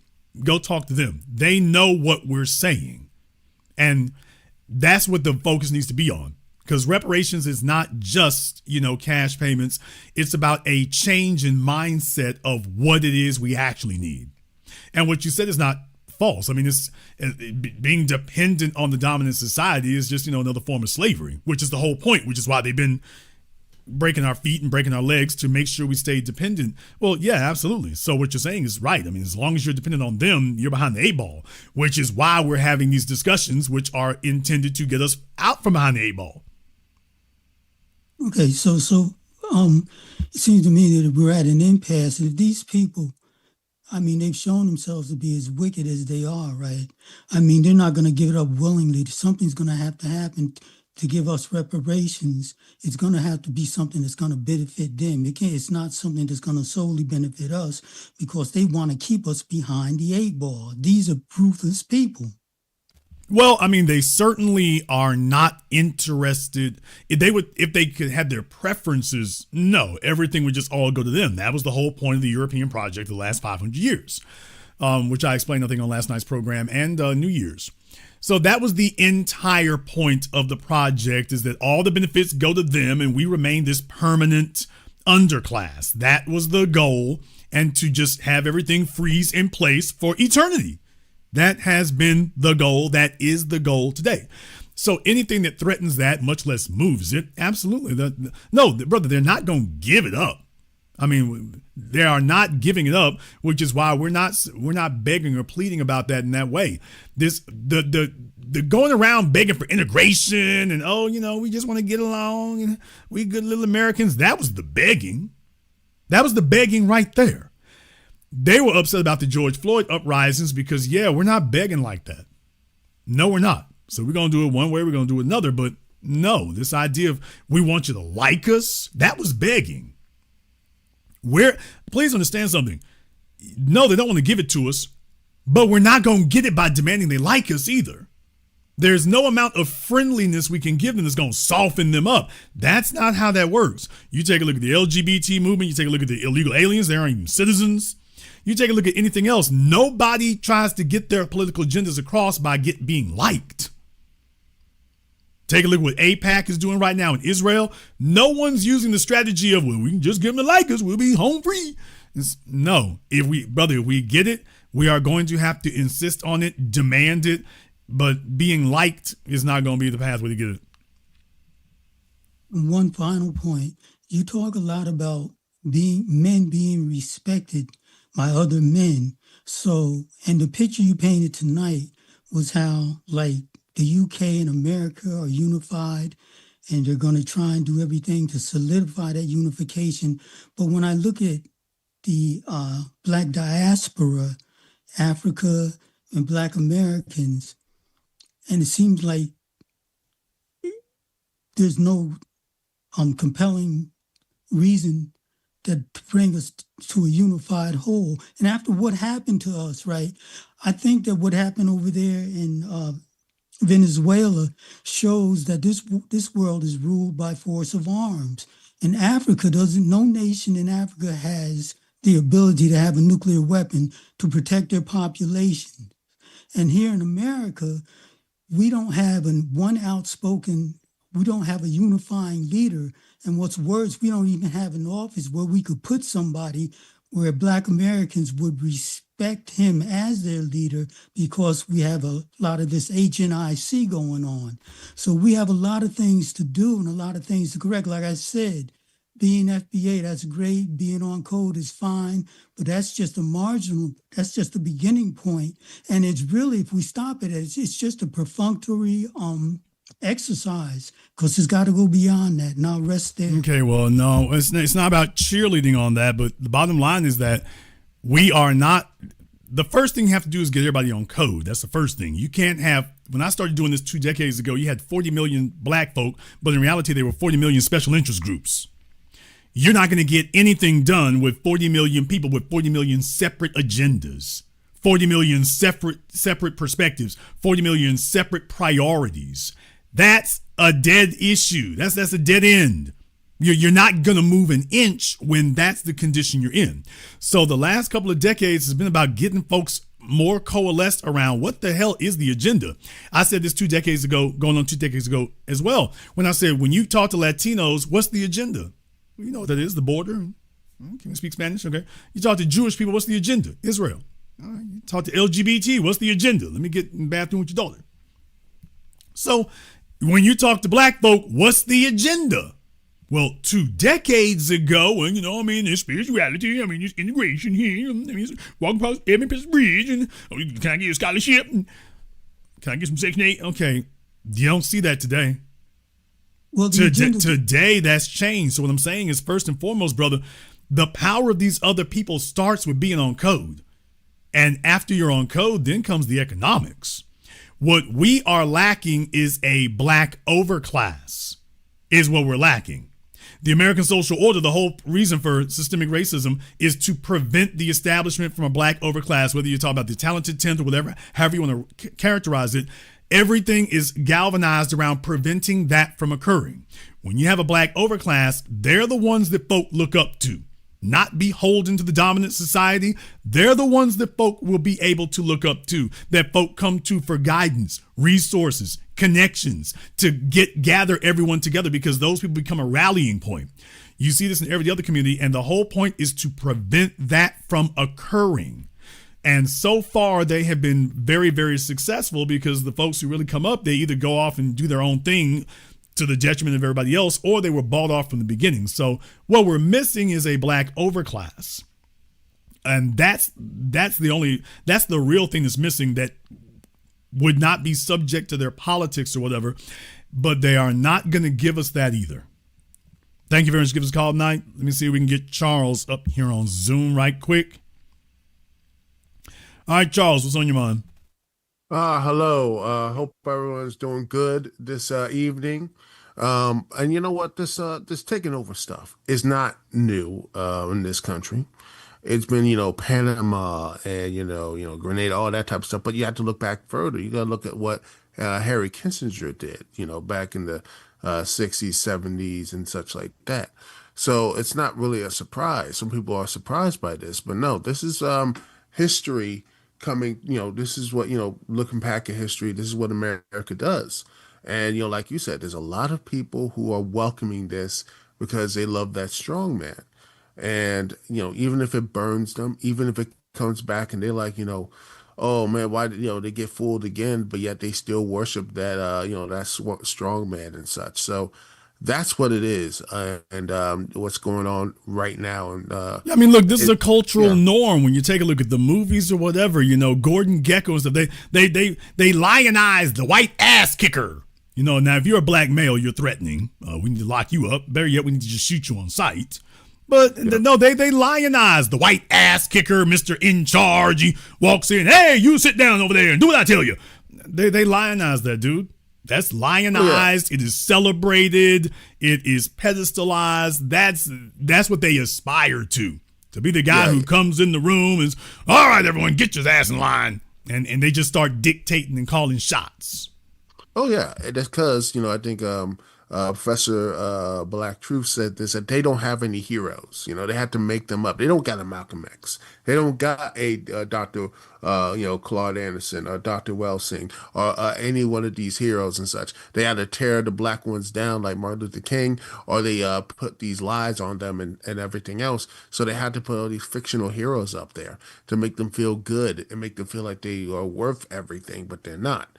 And until I don't think they love the delusion so much. They love the delusion. They love the lies. They love being around that stuff. They love being about, just this false narrative about everything.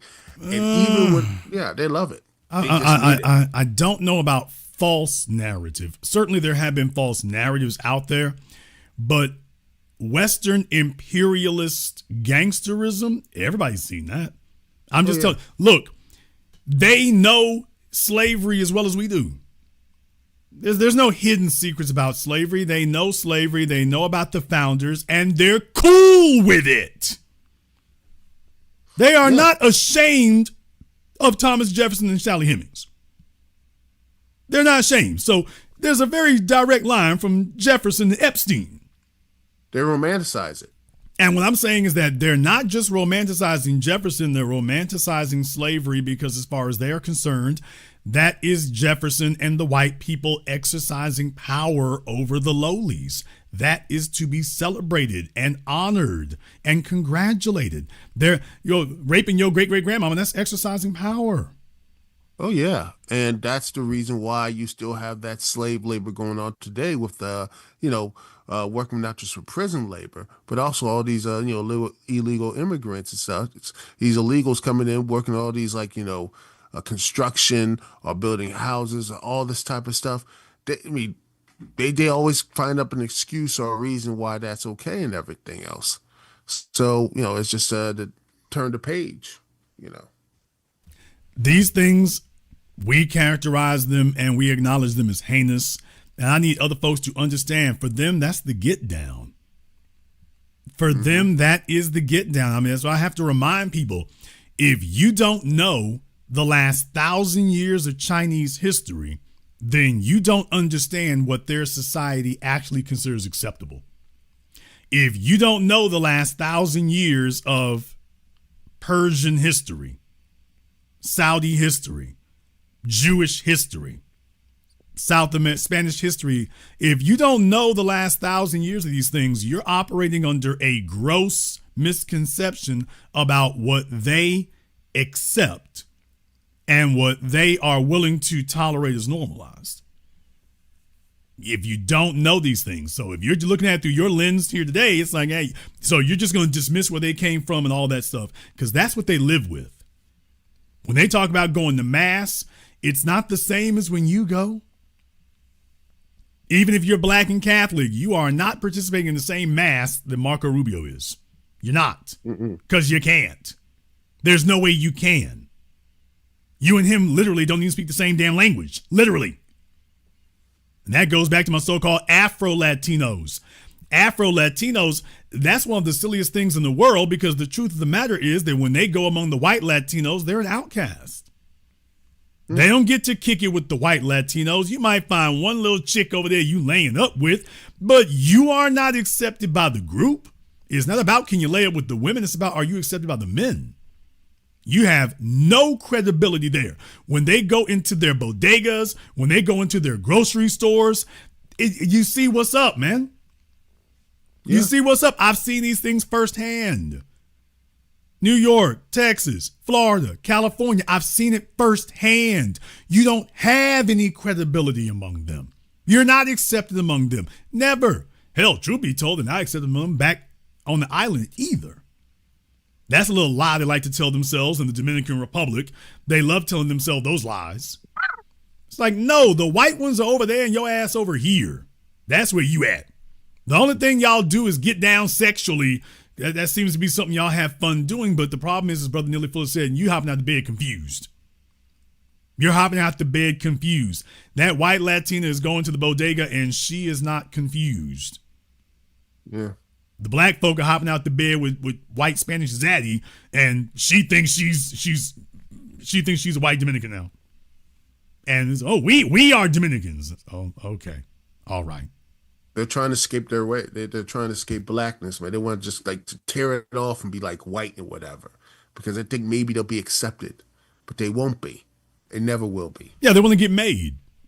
I've been talking about that tonight. We're talking about the gangsterism. The whole thing about the gangsterism is the theme tonight, because everybody's looking to get made, brother. And if they have to accept being humiliated and dogged out and whatever, that's just the cost of getting made. And so if they can get them zaddy, I got made. Okay, if I can get Jessica Alba over here, I got made. Who cares how much of my soul I had to sell in the meantime? I got made. And that's really what the motivation is. So if you are not willing to degrade yourself the same way, that's why you don't understand it.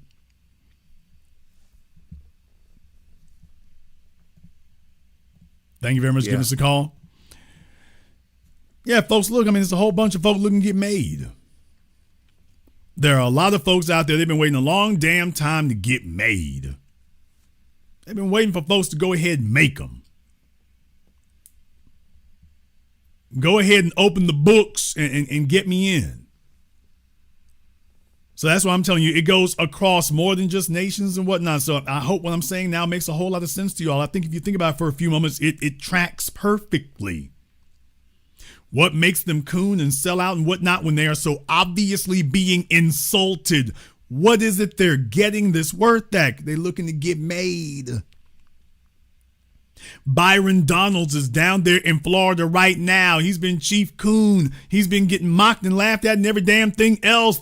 Nick Fuentes letting them know what you are. And why does he persist? Because he's looking to get made. All of this was so that he could become governor of Florida. So if he gets there, all of it was worth it. Vivek Ramaswamy looking to get made. Getting clowned all over the damn place. I mean, it has been embarrassing. Getting clowned all over the place. What was he looking for that was good? It is worth this blatant public humiliation ritual. If he gets made governor of Ohio, finally I got made. I'm finally made.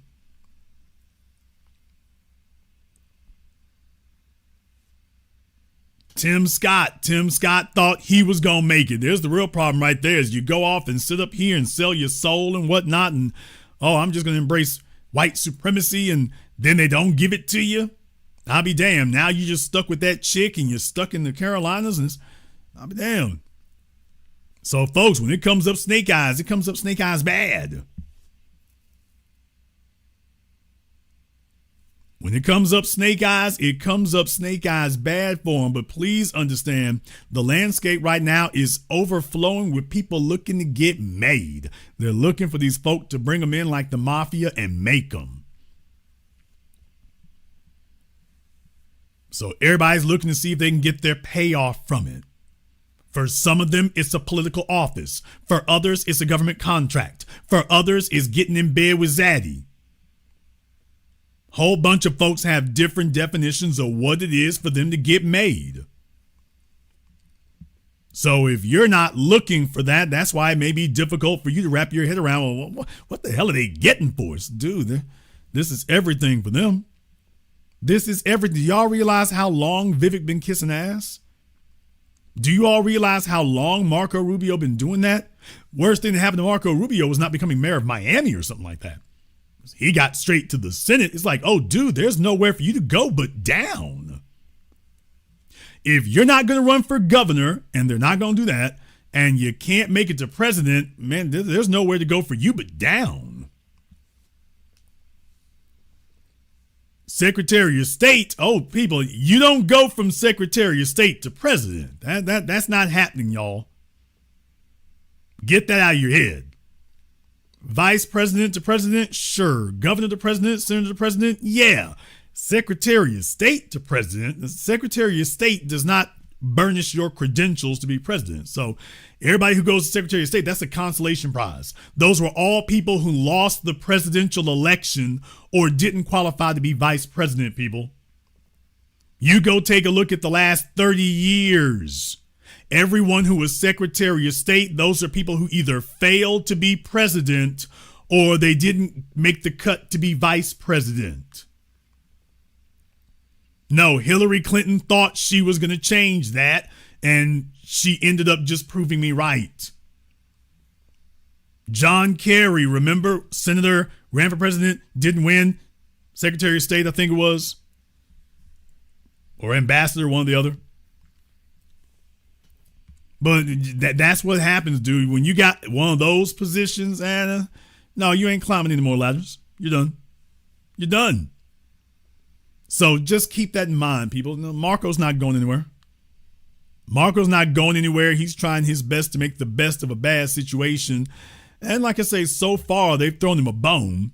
Now, I don't know. Y'all know Trump is good for throwing the swerve at your neck. So you sit up here and try to get booed up with him. And then next thing you know,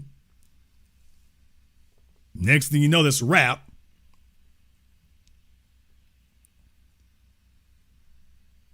But yeah, man.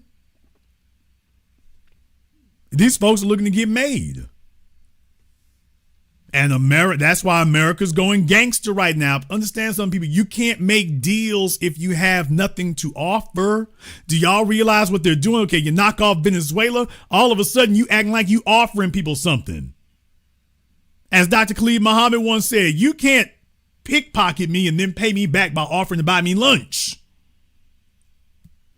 They've gone down to the South America. They done gangstered their way, stole these people's money. And now they're like, okay, we're going to pay everybody out. You're paying them with their own money here. Well, now they got something to offer. Hey, there's a presidency open in South America. Who wants it? Now everybody's going to be competing for that. So you can't gangster your way through, folks, if you don't have anything to buy folk off with. You got to have something to offer them. If you have nothing to offer them, you better get something to offer them. Otherwise, it's going to be a moot point. We got Sean up here on Zoom right quick here. Sean, make sure you have your camera and microphone turned on for me here, just so we don't have any trolling. Nobody else is going to see you except me. But just to make sure there's no trolling issues, I need everybody to make sure they have their camera and the microphone turned on just so there's no trolling. I can give Sean 5 more seconds to go ahead and get that taken care of. Then we got to move on. I can give Sean 3 more seconds to go ahead and get that taken care of. Then we have to move on. I can give Sean 1 more second to get that taken care of. Then we got to move on. All right. Sean is not interested, so we'll go ahead and leave that there. But yeah, folks, that's the way gangsterism works. If you're the gangster, you're the capo, you're the don, man, you got to have something to offer people. You can't be there empty-handed. So if you don't have anything, you better go gangster something so that you can have some benefits to dole out.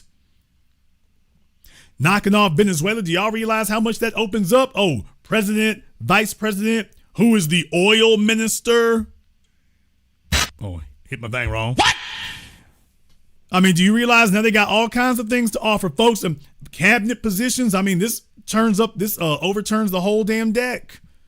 Whole bunch of folks down there thought they didn't have an end. Now all of a sudden they do. Okay, they're going to be like, hey, what you need, Trump? Whatever you need to do. Remember Hamid Karzai in Afghanistan. This opens up a whole bunch of slots and positions. Whole bunch of slots and positions for people, man. That's how this works.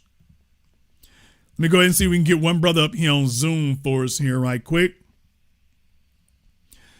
Let me see if we can get one brother up here on Zoom for us here. I think they got their Ethiopia broadband going right now tonight.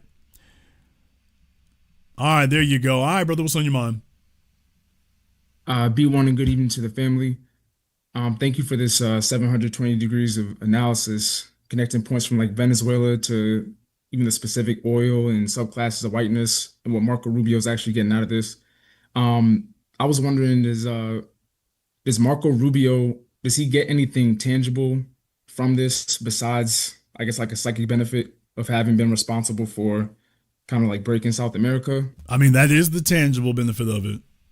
You know, I mean, certainly there's extra stuff that comes after you're in office because all the oil companies are going to break him off, you know. The oil companies, of course, are going to be front of the line. That's the way that works now, people. You help the oil companies, the next thing you know, you get a consultancy or a seat on the board somewhere, some bull jive ass position where they can start throwing that money back at you.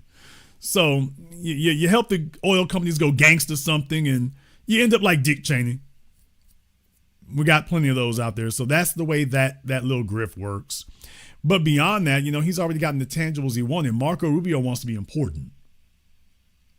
So you pay people in D.C., you get paid in two ways, money and power. Marco Rubio wants to be important. He wants to be important. He wants to be significant.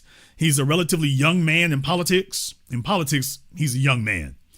And the only thing that's been lacking is for him to have status. That's the only thing that's been lacking. And he's an otherwise capable individual.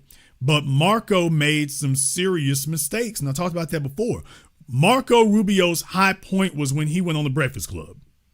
That was his high point. My problem there is I think he was saying a bunch of stuff, promises he wasn't going to keep. If Marco had been smart, he would have kept doing that. If Marco Rubio had done that, been smart, he would have kept doing that. And with Trump acting the way he is, by the time we're coming around to 2028, everybody would be looking at him as a sensible alternative, you know, to the garbage going on with Trump. Everyone would be looking at him. He gave that away. And I think it's because he didn't have the confidence for it. And I think the experience running for president really kind of broke him. And as a result of that, he's just written off. So he had an opportunity, but no. So was it purely just his incompetence? Like, why not just keep doing that Breakfast Club run if that was going to be something that would work out for him? I mean, you have to be committed to that. The problem for the Republican Party is that they don't have a track record of speaking to us. And when they do speak to us, a bunch of white supremacists show up. So Mitt Romney had talked about that at one time. Jack Kemp, y'all can go take a look with him. He ran with Bob Dole. Jack Kemp was really calling them out about that. So it's not like they don't know. The problem is, Jack, they're not going to listen to you. Of course, Jack's been dead for a while now, but they're not going to listen to you because at the end of the day, they don't want to give us what you're talking. They don't want to give us anything.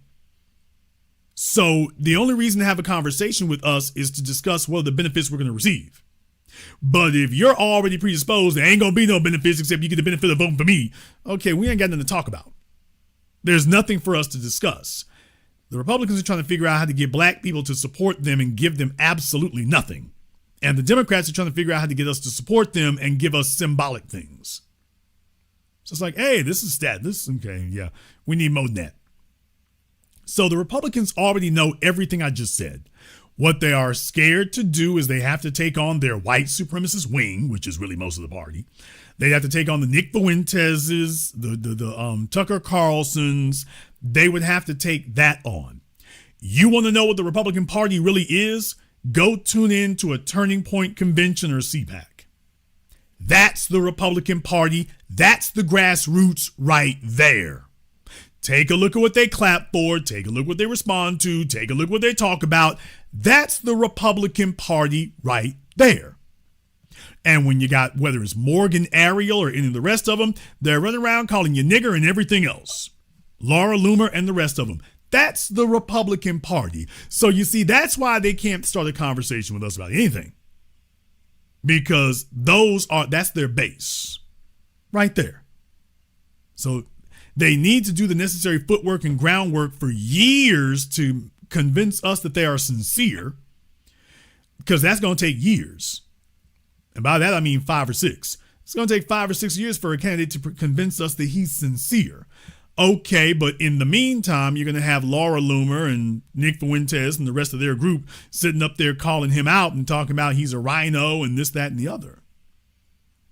And if he is unwilling or unable to stand up to them and make them back down, well, yeah, after that, you got to get in where you fit in. So there's the reason that wouldn't work. You could do it, but you'd have to have a candidate who would be committed to a campaign of this over an extended period of time. And then when the election rolls around, now he can call on all those connections that he's made to us, and he's a known quantity, and we vetted him and talked to him enough that he's given us some reason why we should give him a look. But they're just flatly refusing to do that because they're like, I got to get over that Nick Fuentes issue first. And like I say, I mean, he's not even going to be a footnote here by next year, but there's going to be a whole bunch of people who sold their souls in the meantime trying to placate that. Because the bottom line is the number of dependable Nick Fuentes types is dwindling. They're just especially loud right now, but it's like you can't win a presidency with Nick Fuentes hanging around your neck. Donald Trump is an outlier.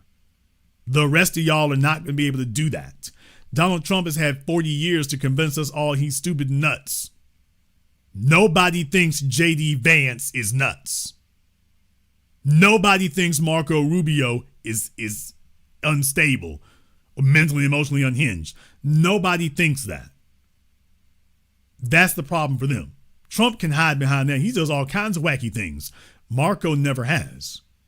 So you see, it doesn't even make the news anymore when Trump does outlandish stuff. That doesn't even make the news. That tells you that people just expect that from him. Okay, but that's not what they're going to grade Rubio or Vance on. They will be like, oh no, you got some sense. So whoever thought being sane would be a liability in politics. What? But it is. So also with Rubio having already gotten what he needs out of this whole situation, does he need anything else from Trump if this like works out to its end, to its natural conclusion? I mean, no, this is what he came for. I was trying to figure out why he was riding so hard in the paint and whatnot. And I'm like, okay, they told him they're going to make a move on Venezuela. So had I known from the beginning that, oh, no, we're seriously going to make this gangster move. Had I known that from the beginning, I would have been able to tell you all 3 years ago that, no, Rubio's out the game altogether. I knew something was wrong when Trump didn't choose him to be vice president. I knew something was wrong then because he was so obviously the ideal choice. Yeah, but Peter Thiel said J.D. Vance. So Peter Thiel made that call. Okay, well, Marco, you don't have a billionaire looking to back you. So Elon is backing Trump. Peter Thiel is backing J.D. Vance. Welcome to the Silicon Valley presidency. Marco doesn't have anybody to vouch for him who got 9 zeros behind their name. So without that, he did have political cachet. He wasn't considered to be, really a MAGA hardcore person. So he would be more palatable to people in the Senate and whatnot to confirm him. Okay, great. But it's like, okay, well, what's the point? Because he's not your typical person. I'm like, okay. He told them, look, I'll give you whatever you want. We're going to knock off Venezuela and Cuba. So had that been higher in the profile 2 years ago, I would have told you all back then, oh man. Yeah, that right there. Rubio's going to be quiet for the whole ride. So after this, that's what I'm telling you all. I don't think Rubio's going to step down as Secretary of State. Remember I told you he'll step down after the second year? Well, yeah, that's if he's gonna defect and act like he got some sense to run for president. But Trump kept him so hugged up to him with all the crazy stuff he's been doing, so that destroyed Rubio's political capital. And I'm like, okay, why is he still staying there? So if I had known from the beginning that, oh no, dude, Venezuela is on the chopping block, I'd be like, oh, it all makes sense now. Oh, he's not going anywhere. This is the last stop for him. He gonna ride till the wheels come off. As long as they go break Venezuela and Cuba, he's gonna ride till the wheels come off. And yeah, so it's all clear now. The only thing that will go wrong, the only way I see him leaving is if they have a falling out behind knocking off Cuba. If Trump schizophrenia kicks back in and he decides knocking off Cuba ain't the move, and Marco like, hey, we had a deal. Y'all know what happens when you go telling Trump about you got a deal. You know what happens when you try to go pull a rank on him. It's, all right, now your ass out. So that's the only way I see him leaving now, if they have a falling out or a disagreement about Cuba, which is still very much possible. So if that's the only thing I could see happening there. If Rubio gets, because that's going to take time for you to do that. That's going to take time for you to go knock off one and knock off another, because Cuba's going to be the big one, to be totally honest. They probably should have started with that. They just couldn't gin up an excuse. But if they were going to do this, they probably should have went for Cuba first, because that would have made Venezuela look like small change. What I think, though, is that they were afraid that if they went after Cuba first, that Venezuela would have immediately called the Chinese in. Get some Chinese down here, get some Russians down here, give me some damn help. They coming for me. So I think they were worried that if they went after Cuba first, Venezuela would have a heads up to do something. Now you have to go get him and Venezuela. So I'm thinking that's what they were thinking.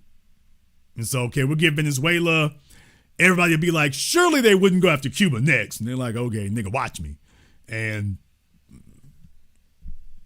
as far as I'm concerned, Rubio didn't. And Rubio was never hard in the paint about Venezuela beforehand. I mean, he had some salty things to say. But he was never really this hardcore anti-Venezuela guy like that. Not truly he wasn't. I mean, he's been definitely negative, but all of his ire has been for Cuba. He's really reserved his venom for them. But that's what got me on the tip about, okay, he wants to remake the Latin world is what he wants. He wants that.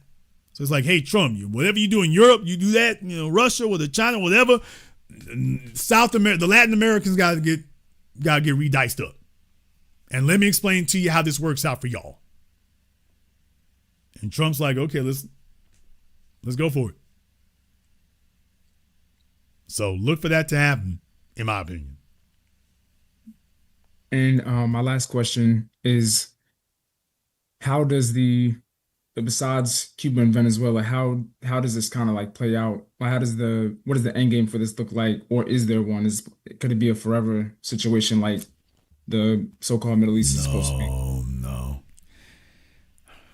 In my opinion, that's wishful thinking by a lot of people. There's going to be some insurgency or whatever. That's a lot of wishful thinking. Venezuela is not Iraq. Venezuela is not the Middle East. South America is used to flip-flopping leaders and stuff all the time. And a lot of the folk down there want this. You have a lot of disgruntled people who are still living in Cuba. So just remember that. A whole bunch of folk were not happy about Fidel Castro's overthrowing things, but they don't have anywhere else they can go. So they just had to sit back and be quiet. Venezuela is much the same way. Argentina, much the same way. Colombia, much the same way. We can go down the list. South America and Central America reads like a who's who of folks who about 50% of them in and 50% of them wish somebody would come down here and blow this place up. And that's really what it is. So I don't see any situation where the Venezuelans start arming themselves. They're going to do what they do. They're going to go get the whoever are the disgruntled folk in the government down there, like, hey, you can be up next. And they're going to go for it. You got climbers everywhere. You have ambitious people everywhere. They knocked off Maduro. It's like, hey, we're looking for somebody else to take that. We have an opening for presidency. Hey, don't worry. I'll get the rest of everybody else in line for you. Let me get that top slot. I'll get everybody else on board. And that's what it's going to be. It's going to be that. They're going to go down there. They're going to promise a bunch of jobs and promise the bag, but they're They're just going to buy them off like they did, like they have other governments in the Middle East. That's different because you had to go in militarily. And in Venezuela's case, it's not a lie that there was a big controversy about Maduro being elected. Folks saying it was fraudulent. So there's the Achilles heel for Maduro. So many people said you were not legitimate. That's the problem for him. So with that being, it's not whether you agree with it or not. That's going to hold. That's going to hold. He just had too many people who said he was illegitimate, and they're going to be like, okay, well, we just removed an illegitimate dude. That's what y'all said. All we did was remove the illegitimate dude. So we want free and fair elections, and whoever we back better win. Now, there's where they're going to be in trouble. That's where it's going to become parallels to Iraq. Okay, we're going to have free and fair elections, and whoever y'all vote for better be the guy we're backing. It's going to be that. It's going to be that, and then that's when the bill comes due. Right then. That's when the bill is going to come due, and they're going to realize what they really got to deal with. So they can have their freedom of speech and freedom of democracy so long as they vote the way they're told to. And if they don't, well, I guess you can get removed too. So, but no, I'm not anticipating or predicting any insurgencies and stuff like that. And brother, even if they did, they don't want that kind of smoke. Venezuela does not want that kind of smoke with America. They don't. Very true. They don't want it. They don't. And it's too easy to buy folk off. So, no, not like that. That makes a lot of sense. Thank you, sir. Be warm. Thank you for giving us a call here. Yeah, folks, like I said, folks who are envisioning, this will be a second Iraq. It's like, have you looked at Venezuela? That's not the way they get down. That is not the way they get down. That's not the way they do things. So I can understand your wishful thinking, but if Trump going to be stopped, he has to be stopped in America. That's the issue there. Let's go ahead and see if we can get Calvin up here on Zoom for me right quick. All right, Calvin, what's on your mind? Yeah, a lot of people, they take it as a badge of honor to be abused by white supremacy. Yeah, I don't know. Them Teslas are just a bunch of expensive go-karts. I mean, look, for people who live in certain cities and don't have to drive very far, I'm sure that's a wonderful thing. But for the majority of applications, it's impractical. Everybody really who wants an electric car has got one. So it's a niche product, and most of the folk who want one, they got one. For the general public, they're just saying, okay, this is not going to replace my car. It's too inconvenient. Too many problems. Resale value is nothing. So it's a niche product for certain large cities, but that's it. Yep. All right, B1. B1, brother, thank you for giving us a call. Yeah, first time you try to take a road trip, you're going to be ready to get rid of your electric car. First road trip you attempt.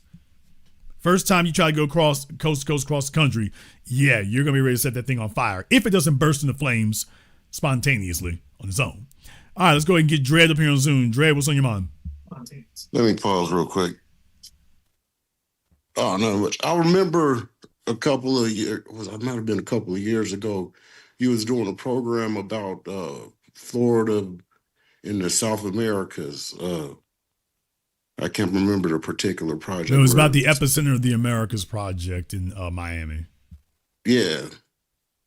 With Venezuela, because maybe that's another reason why Rubio didn't switch over. It's because of that project and all the economic value that's in that. No, look, it's like I told y'all then. That was not a Miami thing. That comes from the top, man. No, the map showed. That comes from the feds. That comes. You can't put together something like that without the feds signing off on it and letting you know that this is not Miami policy. This is not Florida policy. This is U.S. policy. To make basically everybody's trying their best to replicate what they've done in Dubai, and that Florida, particularly Miami, is uniquely positioned to be able to do that. So that's the whole point, is that, yeah, before you even get started thinking you're going to get something popping in Venezuela or Belize or Brazil or something, No, it's all about Miami. It's all about Florida, and that will set the tone for the Latin world. So they've been doing this for a while here when you think about it. So I'm glad you brought that up to remind people. Oh, no, they've been focused on how do we have influence over that area or to radically increase the influence over it for the last few years now. They've been heavy about that, and now they're letting you know, okay, we done talking about it. We get into the doing. Especially with Panama, too. Oh, that was the first shot across the bow right there. Is the Panama Canal. You knew you weren't going to have to send in any troops. You weren't going to have to bomb anything. That's not practical. So, yeah, we won't have to do any of that, but we're letting folks know it's like, yeah, we're not asking you all what you're going to do. We're telling you. And what I'm saying is that here is the problem with the, quote, Monroe Doctrine. The problem with the Monroe Doctrine is you have essentially told everybody, that includes Canada, you have told everyone that they are not in charge of their own fate. That you won't allow it. Now, that's the problem with the Monroe Doctrine. You are telling dozens of nations here that they are no longer in charge of their own fate. Now, that's a very serious thing for you to say to them. That at this point right now, all of y'all is gangsters on the block and don't nothing move lest we say it can.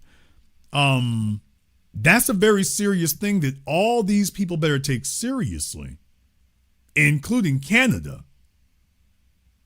Yeah, I was speaking with my cousin because he's ex-military. We were speaking on that Greenland thing. And I didn't realize there's a lot of trade export in that area, too. Yeah, I mean, there's a whole bunch that goes on there. You know, just international. Folks like to visit. They got nice beaches and stuff in South America and things like that. So they tend to be tourist places, even if they do have a rap for kidnapping people. But just understand, it's about locking down the whole hemisphere here now, and now just telling folks straight out, yeah, you don't have any choices. Yeah, they mentioned. I mean, that's what I'm saying. Do y'all understand how gangsterous this is? You have told them that they don't have sovereignty anymore. They have sovereignty to the extent that America allows it, or that America is okay with it. Now, please understand, the reason why the Democrats are so damn quiet is because they're on board. Remember, they're all bought and paid for by the corporations. You got to take a look up the history of Del Monte and come back and talk to me.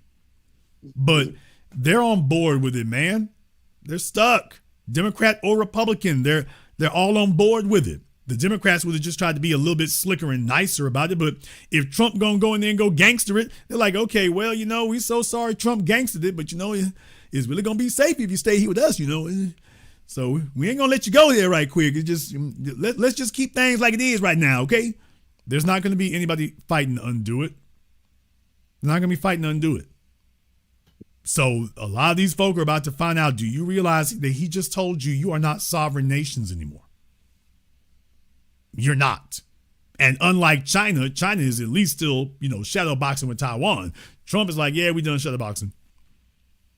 Yeah, we meant that. Yeah, you don't have a sovereign nation. Yeah, you can breathe if I tell you you can. And if I say you can't move, you ain't gonna move. And that's literally where they are. Literally. What I'm saying is that behind the scenes, do you think it's not gonna get more gangster behind the scenes now? This is what's happening in the open. What about all the other folk who behind the scenes, they just tell them, hey, look, from here on in, yeah, you can't move like that if we're not okay with it. If you listen to the language they use when they speak, they gangster as hell. We're not going to put out a press release. We're not going to put on the CBS News. We already told you with Venezuela. Hey, Brazil and the rest of y'all, you can't move like you want to move. You can't do that. Or you can move, but you got to check with us first. Whatever you're going to do, you got to check with us first. And if we see something we don't like, we're not going to talk about it. That's where they literally are today, that you have to get America's permission before you can make an international move of your own. You're not sovereign anymore. You don't have a nation anymore. You are now a suburb of North America. That's where you are today, right now, with folk down there cheering for it. Be one, brother. Thank you very much for giving us a call tonight. Yeah, the Monroe Doctrine, the people don't understand what that really means. What that means is you are not sovereign. That means all of you are a suburb and annexed into the American empire. You can't make any decisions without their approval. And if you attempt to do so, you better remember Maduro. Because they know it's not about no damn drugs. You too cozy with China and you ain't up off of that oil. So no, we're not asking. You gonna do it whether you like it or not. All right, we got Malcolm on Zoom. What's on your mind, Malcolm? Nothing much. But I remember when we talked about this last year, how a lot of Latinos, mainly Latinas, were complaining that they don't want to be in America. They just want to work and then go back to Mexico. It's just like how you said earlier that they want this. Like we were talking about this, how, you know, most of the Caribbean, all of their tourist attractions are pretty much owned by outside forces, mainly in America and everything. This is just, instead of playing softball with it, they're just hardball. It's like, we're not tiptoeing anymore. We're just gonna just take it, you know. And the second thing is like, I just read 2 news articles, one about China condemning it and another about North Korea condemning it. But it doesn't seem like they're not really pulling any actions. They're just making noise, the saber rattling with paper swords, if you will. Yeah, and they're not. China is not going to go to war with America over Venezuela, 5% of the oil, but China's not going to go to war over Venezuela. And that's not going to happen any more than America's going to go to war over, Kashmir? We're not going to do that. What they're doing to the Uyghurs and whatnot, America has not sent a single plane over there about that. So, no, China doesn't like it. It certainly is following their plans. They know y'all sitting up here doing this on purpose for them.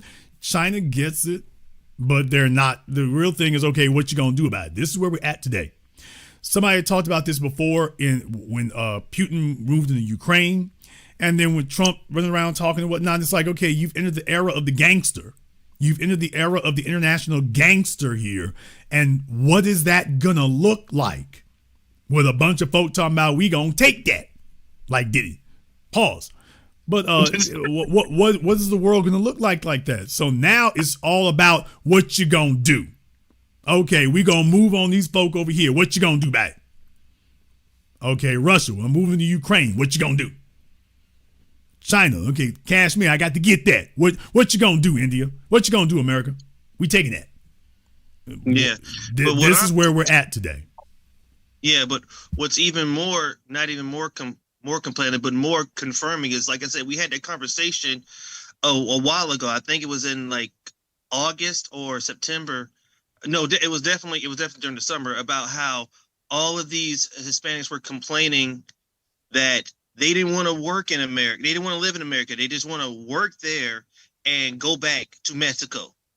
This just confirms that Trump may take over Mexico. If need be, if he did Venezuela, and I know Cuba is a bigger target, symbolic or otherwise, but what I'm saying is that this is more confirmation that that America is pushing into Central America. They're just like, we're just going to make all this ours, including the Caribbean. So a lot of the immigrants that complain about having to come over to America to work, where they rather be back in their home, their homeland, they won't be complaining much longer if Trump keeps going like this. Yeah, that's the whole point. That is the whole point. Everybody's got to get in line. Mexico, at best, Mexico is going to be boxed in between America at the top and the new American suburb down there in South America. It's like, Mexico, you in the middle, dude. You're in the middle. So if you don't play ball, we can put the squeeze on you, which is what it's about. It's about having control and influence, not just control. They got control in Venezuela right now, but it's also about having influence. Mexico may not be a top candidate for control, but they are a top candidate for influence, because it doesn't take very much for America to put Mexico into a damn depression. America could do that very easily. So they got flex with them in that regard. That's what you're looking at. and it sends a message to everybody else. So yes, Mexico has been kind of squawking a little bit, but it's not going to be hard to put them back in line. The real thing is just showing to the whole region, to everybody, that nothing you have belongs to you. Your canal is not your canal. Your river is not your river. Your bananas are not your bananas. Your crops are not your crops. Your oil is not your oil. Nothing that you have belongs to you, except at our mercy and at our whim. But you don't have anything anymore.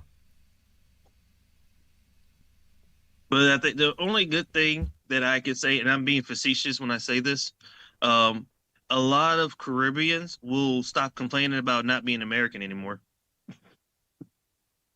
No. They're looking to get made, brother. They're all looking. They're looking to get made.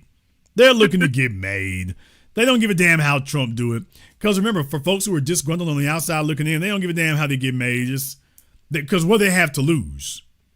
You know, if you done messed up the game where you from and everything like that, they have nothing to lose. So if they can't get over here, if Trump blows up something over there, it's like, okay, they didn't lose either which way. Yeah. So yeah, they won't be complaining about not being American soon enough. Yeah, of course, they're not. There are no patriots in the Caribbean. There's just those who left and those who can't afford to leave. But there are no Caribbean patriots. Not at all. Yeah, and I'll land my plane. You have a good rest of your night, sir. Thank you very much for giving us a call tonight. We appreciate that. Let me see who iPhone is. This better not be Timmy because she called in last night. Okay. All right, iPhone. What's on your name? What's your name? Hey, what's going on? It's Najee. Jason. I'm sorry. All right, brother Najee. What's on your mind? Hey, what's going on? I just want to say the last broadcast, it wasn't. I mean, I didn't agree with. I agree with everything that you said, and I think that when we're looking at how the United States is moving, right? Like even when we look at what happened in Syria, you know, most people thought that, you know, Russia came to Syria's aid. You know, they thought Assad was going to survive.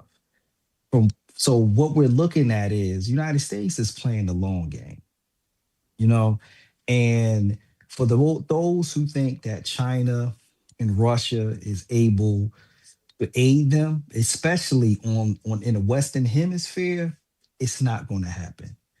They can't really have the military projection on the West that they have as it relates to close to their borders.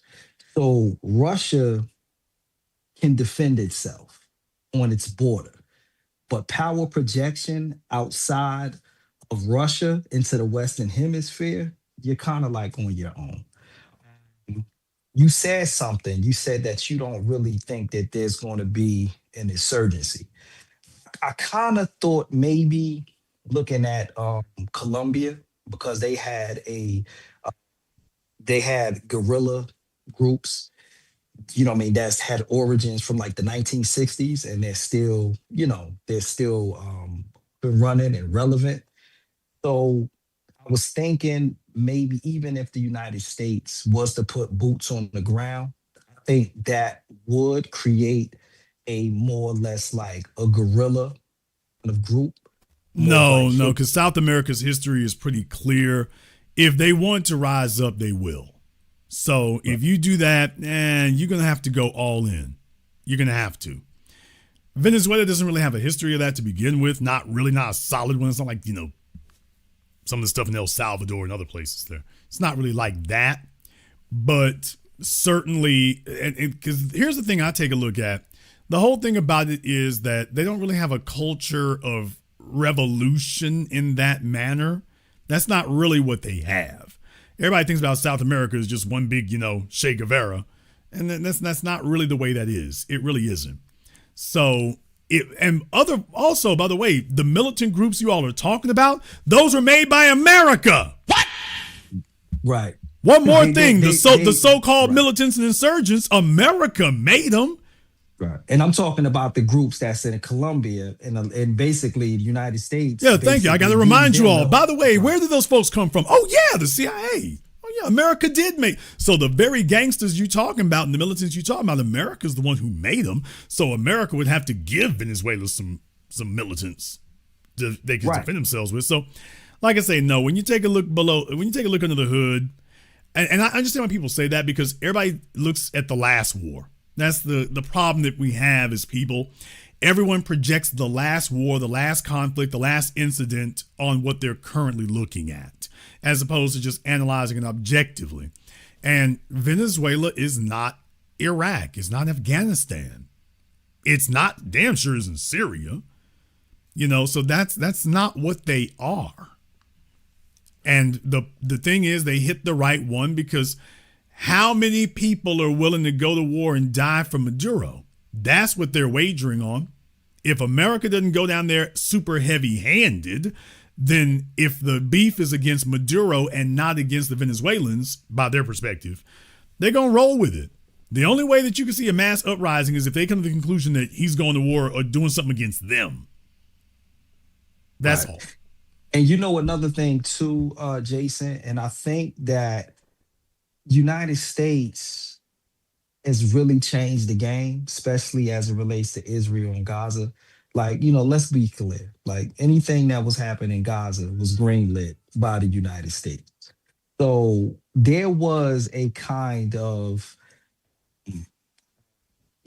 after World War II, they agreed that, okay, we're not leveling cities anymore, So this is kind of like new territory to watch what Israel did in Gaza.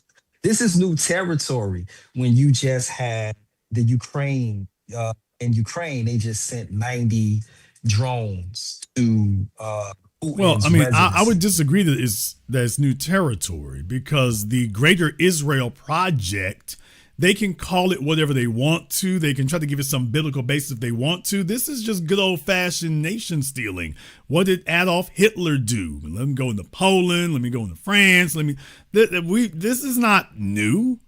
We've seen, how many times we've seen this now? Russia's trying to grab stuff. So this is just basic good old fashioned statism. But Israel is a nation that is in some places 6 miles across. Obviously, that's not satisfactory. There's the real issue. Hey, we ain't really big enough to really, how do you grow an economy with a nation that small? You're basically limited to begin with. So with such a small piece of land and a small piece of real estate, you can't be a major player with that. And they want to be, you can't be significant with that. So you're already limited before we even get started. So of course you're going to want to expand your boundaries, that you have no choice. But Jason, do you think that other nations that assumably has the power of the United States, like Russia, China, do you think that this creates a new norm where now, normally they wouldn't go after leaders for assassination or kidnapping? Do you think that, because I mean, Russia could have been this does not create anything, Zelensky. because for folks who got nukes, that's not going to happen. For the folks who don't have any, you might end up in the black, but you might have a bag over your head. But for the folks who got nukes, no. So what you're saying, that wouldn't apply to the nuclear powers, but the rest of them, yeah, you can get it. So why do you think Vladimir Putin, Russia hasn't basically took Zelensky off the board, or just really just leveled Kyiv? Because they don't want to. The real thing is that they want their piece of Ukraine. They're making a point. So eliminating Zelensky is not really necessary. It really isn't. Now, they could do it. Let's be very, very clear, folks. If they wanted to kill Zelensky, they can kill him tonight. They can kill him tonight. Real talk. They can kill him tonight. The only thing they'd be worried about, internationally is already not good to begin with. But I think what they're more concerned about is that Ukraine, if he did that, the Ukraine might up the ante on Putin then. Because they've already made it very clear they're not against doing that if they need to. So that's the big issue for them. Ukraine actually would try that. They actually do you would. Do you think coming into the November elections 2026, do you think the Democrats are going to play the high ground You know what I mean? Or do I they? mean, Do they yes. I mean, even they're going to have try the all the capital to do that? above, but the bottom line is what the Democrats are going to say is vote for us. We're not Trump. You might as well already get the bumper sticks together. No, we're not going to change a damn thing. All the stupid stuff we did when we were in power. Vote for us. We're not Trump. That's already the slogan. That's already what they're going to do. We're not Trump. That we're not going to war, or we're just not Trump. We're not Because, Trump. I mean, just all the above. Anything you don't like, well, it's Trump's fault, and we're not Trump. So we don't have to be better than Trump. We just have to not be him. That's all they're going to offer. Well, we're not Trump. No ideas, no differences, no innovations, and not very much fighting any of his policies either. No, well, vote for us. We're not Trump. It's time for y'all to bounce the ball back to us now. I'll let you have the last word. Last word. Do you think that Venezuela, the attack on Venezuela, was more or less like a chip away the BRICS alliance, meaning that because I mean China was getting oil to Venezuela. You have Iran, who they're kind of on the periphery. That Venezuela is not really significant to in that manner. It's not like they're going to stop doing what they're doing because of Venezuela. On the periphery, it does affect them. Absolutely. I mean, now it's like the mafia. Oh, hell, one of the families got knocked off. But ultimately speaking, I mean, it's not like they were really pivotal in that way. It's good to have them. Now, they had something to bargain with, which is their oil. So they're in the Western Hemisphere. They got a bunch of oil. So, yeah, they got something to bargain with. So they were not irrelevant. But, I mean, in the greater scheme of things, it's Venezuela. So that's really what that was. Thank you very much for giving us a call tonight. We appreciate that. Like I said, on the periphery, it'll affect BRICS, but it's not like, oh, damn, the BRICS alliance is over. Venezuela gone. Man, we was really cooking until Venezuela got took out. Or saying, hey, the BRICS alliance is really popping. Venezuela here. Nigga, what? It's not like that was the conversation. I mean, we had China and we had Russia and India, but we were really legit till Venezuela said they were going to join us. Now we cooking with gas. No, that was not the conversation. That will not be the conversation next week, next month, next year. All right, let me go ahead and get Triple X up here on Zoom. What's on your mind, brother? Hey, what's going on? Salute to your TBA. Outstanding broadcast as usual. Really digging this one tonight. Thought I'd chime in. So, wow. Cuba. Wow. Knowing U.S. relation and history overall with Cuba, that would be something to really see that in my lifetime of them conquering that. Which way do you think they go about it? Would they try to pull another Bay of Pigs sneak attack, or you think they may go with an Operation Northwoods false flag attack, or which way do you think they'd approach that? Knocking off Cuba will be especially tricky because you don't have a bunch of folks in the streets up against Cuba. So it's not the Venezuela situation where, there's a bunch of dissidents who don't like it. Cuba has done an outstanding job at getting the population behind them. Mm-hmm. They might not be what you like or as advanced as America claims to be, but then again, like I say, down there, their healthcare system is free. So for the most part, here's the problem. Castro actually delivered on his promises. So there's the problem with Cuba. Castro actually delivered on them. He did not promise you that you would all be millionaires. He didn't promise you would all be equally rich. He promised you'd all be equally broke. And he delivered on his promises. So now you've got half a century of the familiar. How many people are going to want to go to war now to remove the familiar? Because at least under the certain current conditions, they know what to expect. Now you're going to be asking them to get rid of that for the unfamiliar.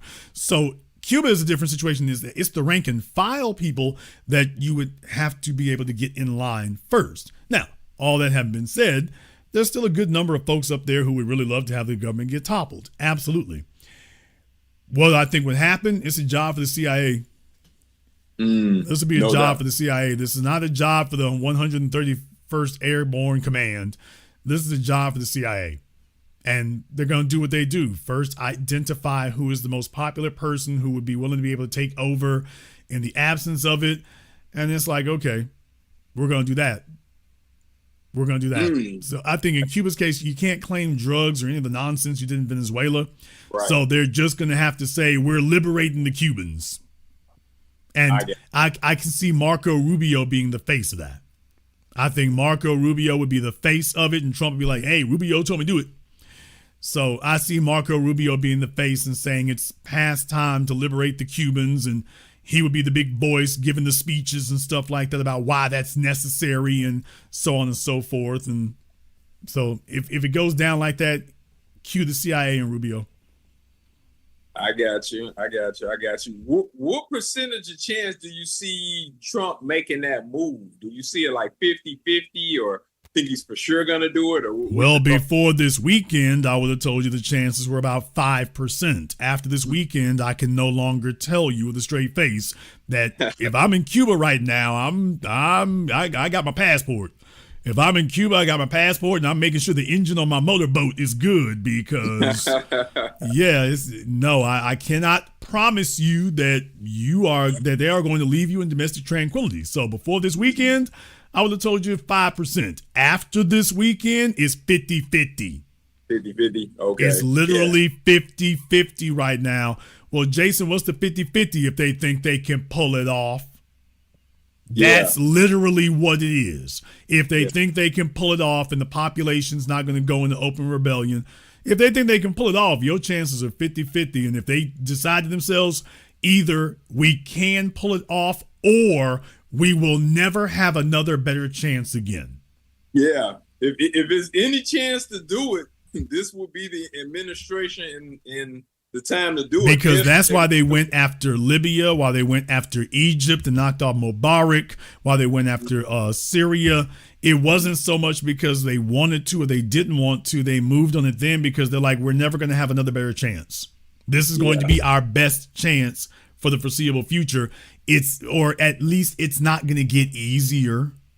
Yeah. So if we don't do it now, it's not like waiting is going to make it easier. Waiting is just going to make it, more difficult potentially. So if we're going to move, we might as well move on it now. No doubt. One other quick thing. If they did do it and they were able to install who they wanted to, do you think the people would cause another rebellion down there? Or you think we see the rise of another Che Guevara? Or like, what do you think, man? What do you think will happen with the population? What's your prediction? Not another Che Guevara. I mean, you're never going to see another Che Guevara. So that's the first thing. I mean, right. It's probably disrespectful for me to even say that. Yeah, because the thing is that Che, had a certain identity. Yeah. He did not aspire to be an American. Right. So there's the problem there. And what I'm saying is that, take a look at the folk down there. Do they aspire to be Venezuelans or do they aspire to be Americans? Or pseudo-Americans?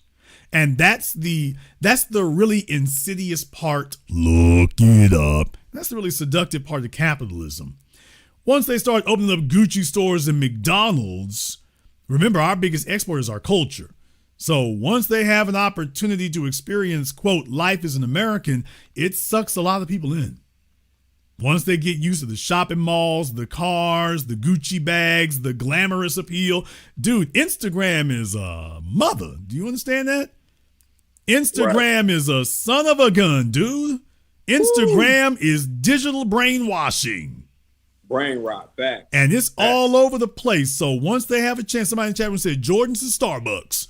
I mean, dude, when they got a chance to do that, come on now. The white government gonna tell them, hey, ain't you living at Starbucks? Ain't you living your coffee latte, with pumpkin spice and all this? Si, senor, si. It's gonna be that. So I would, or at least I would not want to bet my life on it that they ain't gonna go for it.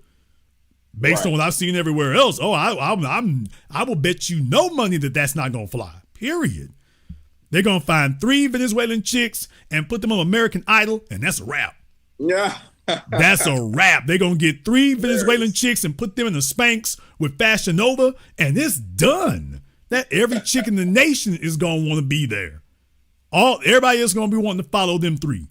So I mean, it is what it is. So I do not see armed rebellion. I see a bunch of folks down there who've already signaled they want in. You know, Cuba's going to be a little bit different, but that's my prediction for those two. I got you. Facts, man. I'm going to land there. Hey, respect, TBA. I appreciate the dialogue and exchange. Thank you for giving us a call tonight. Yeah, man, y'all don't want to do that. Y'all do not want to do that. They're going to find 3 Venezuelan chicks, put them in a Logan Paul YouTube video. What? Do you think there will be any shortage? Do you think there will be any shortage of takers for that deal? I mean, they'll want to be the next Kardashians. Yeah, they're gonna go down there and wave a bag and bring some TV cameras and some makeup people and find 3 Venezuelan chicks. Hey, would you like to be the next Kardashians? You think that's not gonna fly?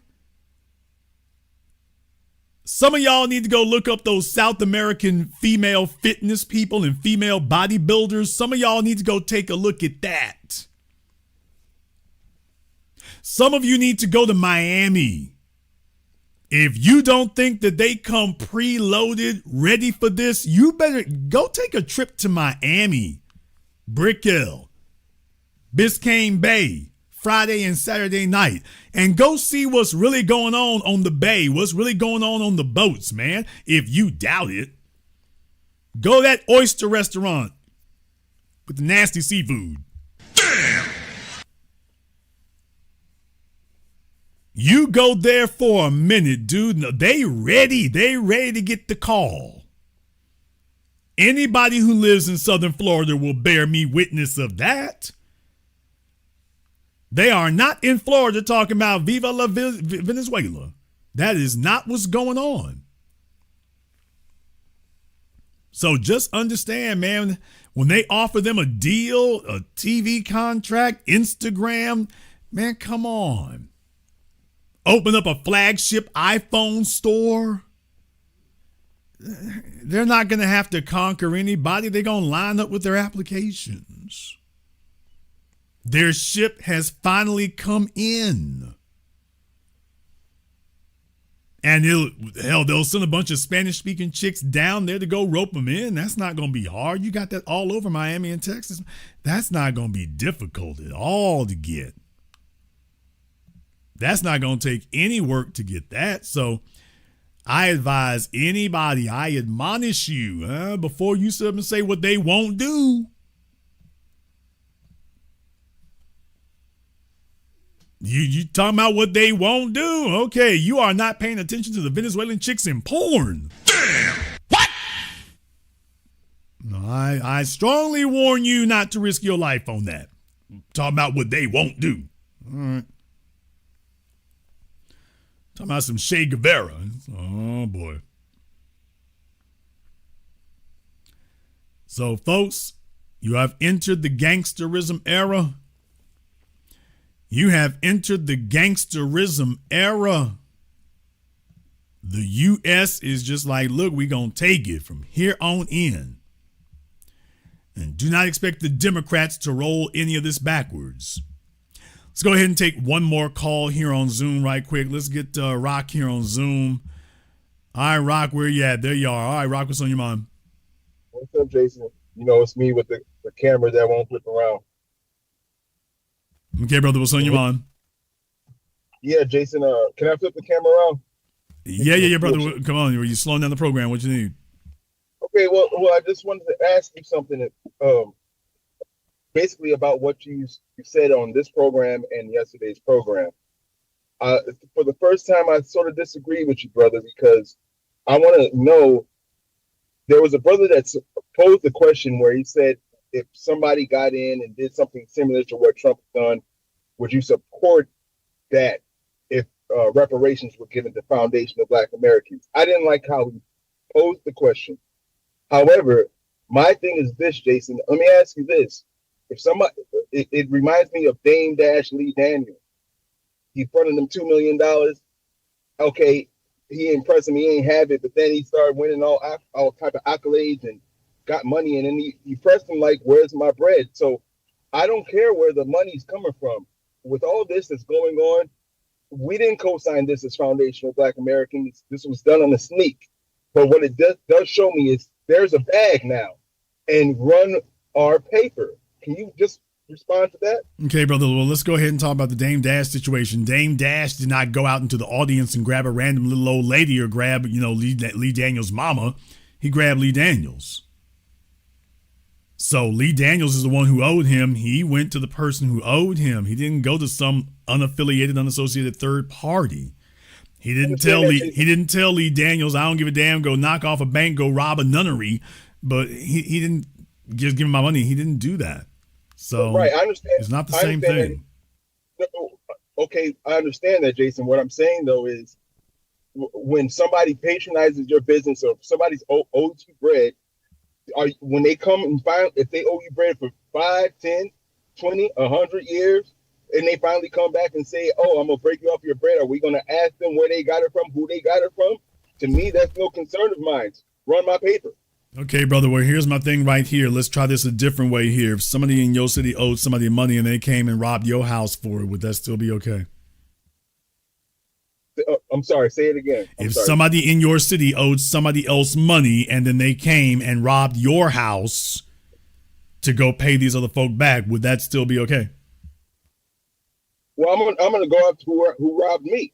But if somebody owes me paper, I'm not gonna ask them where they go. You order a drink from Starbucks, McChicken from McDonald's. Okay, let me try this. Let me try this a different way, brother. If somebody in your city owes somebody else money and they stole your car, and they gave your car to somebody else as compensation, would you still demand the car back if the person who gave the car to said, "Wait a minute, but he owed me money, so he stole your car, but he owed me money, so that's why I got your car," and you say, "Oh, okay, well, I'll go talk about the guy who stole my car, not the person who's currently in possession of it." I understand your point. I understand your point. Okay, there you go. But I must insist on an answer to that. So what would you do, sir? Here's what I would do. I want my money and I want my car back. Okay. Okay. There you go. But Jason, right. But Jason, I understand what your point is. But here, one thing that you replied to the gentleman that was asking this question, he was very, I think he just found your channel. It was that guy. And he was asking these questions, but he was asking, if we would support something. My thing is, I don't care what you do. That's your karma.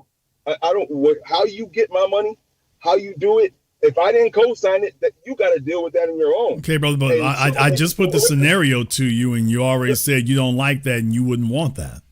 No, I want my car back. I want the dude that stole my car, and I want my money back. Okay, but here's the problem. We would be the people who ultimately got the car given to us because the person who owes us went and stole a car to reimburse us. So you see, now we are in possession of stolen goods. And just like you are like, hey, the beef is on, and wherever my car went, those people owe me. When you say you want your car back, what you mean is that, hey, he stole a car to give it to this dude because he owed him, but now the fellow with the car owes you your car back. Now we're getting somewhere, because what I'm saying is a McDonald's, Starbucks, church, Ross, Dress for Less, Buddhist temple, they all get donations. Nobody asks where it's coming from. That's not my problem. And what I'm saying is, you owe me or you want to donate to me. Okay, but brother, that one doesn't hold water either, because if they found out the money was made from child porn or drugs, they're going to get rid of it. How are you sure that you haven't got a donation from somebody? Sir, okay, but what I'm saying is that once you know, and the scenario that you're giving, folks would know where our reparations came from. It wouldn't be hidden. Okay, point taken. There was something that you responded to the guy, and you said that based on what we're talking about right now, is that you said because that would be blood money, and our leverage comes from our morality. And what I would like to say about that is, in this renaissance that's going on, our neutrality has reinforced our morality, and we need to know when to jump. For instance, when you said that we won't accept blood money, I go back to Damon Dash in the movie that he wrote. If I'm not mistaken, he wrote the movie State Property, where in a certain scene he says the Puerto Rican guy or the Mexican guy gets the money. He says, "Oh, it's blood money." Damon Dash or Benny Siegel says it's blood money, and then the guy takes the money and says that's the only type of money there really is, because all the money that we can observe with our two eyes is all from the backs of the foundation of Black American ancestors, that with our free labor, it's all blood money. So I don't care where it comes from until the system is brother, stopped. I mean, it's, yeah. If all I can say is anybody who signs up for that, you are going to immediately jettison your legitimacy. And at that point, you will have no sympathy or backing from anybody else. So that would be the most expensive stolen money that we could possibly have, because it will come at the cost of our legitimacy. Thank you very much for giving us a call tonight. Yeah, folks, I mean, it's all money is not good money. And in our case, no, it's got to come the right way, because we as a people here, we don't have giant numbers, giant economy. He's talking like gangsters, and we don't have the power, size, or whatever to gangster our way through things. We're not in that gangster position. So a lot of folks are projecting that, oh, do this right here and be immoral and get away with that. No, when you are in our position as a minority of the population, your legitimacy comes from that. We didn't get folks around the world to back Dr. King, around the world to back Malcolm X, around the world to back Huey Newton, around the world to back us after the murder of George Floyd, because we were the immoral ones. The world got behind us specifically because we kept our hands clean. And we need that. Let me be clear, folks. We need that. We need that before we get tangibles, and we're going to need it after we get tangibles. We are going to need it from on both ends of that. That's not something you grab. You're going to go in there and shoplift and here we go. You want to know why they love our culture? They love our culture because we have a culture of resistance and of justice. Rap music did not take over the world because it's got a funky beat. It took over the world because it was the religion of justice from an actual legitimate source. We could say it with our whole damn chest. We could talk about injustice with our whole chest, and everyone knew we were in the right. That's the reason that they glummed onto our culture, because we're legit. We have a code of conduct and a code of honor that over the decades and centuries people see. These FBAs, they stand by this. Like the samurai, like the Buddhist monks, they stand on it. We're the ones who created the phrase, "you're a sellout." You don't call somebody a sellout because you're an outlier. You call them a sellout because you know the rest of your people going to resonate with that. Hey, this person's off code. What code? Our code. You see, you have listen to me, folks. You don't have legitimacy when you are a whore. And deal with it, nigga. Whores don't have legitimacy. Whores don't get to talk about they did me wrong and they stole this. Whores don't get sympathy. And if we sit up here and sign up, okay, well, you know, we whores, get it how you live. That's the legitimacy that you're going to give up, is that they folks like, hey, we didn't know y'all was hoes like that. We didn't know you were moving like that. We thought you were Dr. King and Malcolm and Muhammad Ali. You see, a whore only moves for money. I need you all to understand something here that the brother apparently didn't get and some other folks are not getting. So let me just go ahead and clarify this for you. Reparations ain't about money. What? Damn! Reparations is a spiritual thing. We are holding it 10 toes down because other folks walked away. No. This is a spiritual thing. We are not after the money or the tangibles. We are after what the money and the tangibles represent.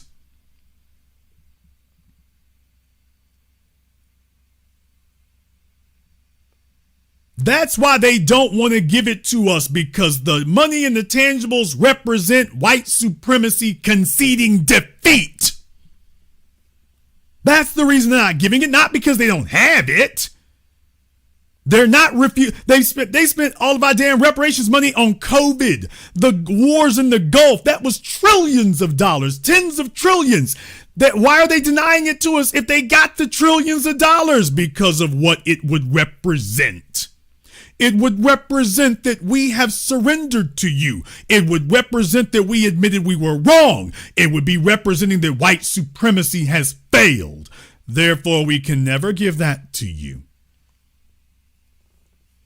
We can't do that because of what it would represent.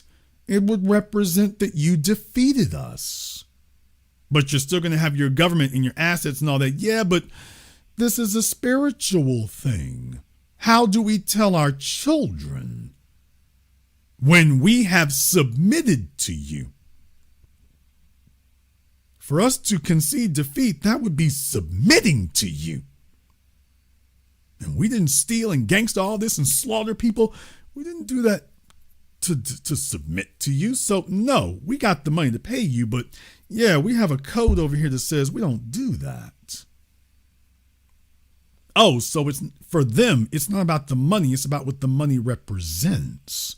Yeah, well, guess what? It's the same thing over here. We are here because you stole this from our fathers and from our mothers. You made them suffer. You reduced their lives down in value. You raped and pillaged their minds and bodies and souls. This is a historical debt that you owe, on account of the fact that their blood has not been avenged. So understand, this is deeper than rapping. This is bigger than money. Those dollars represent something, and we are here for what they represent because that's what we're owed.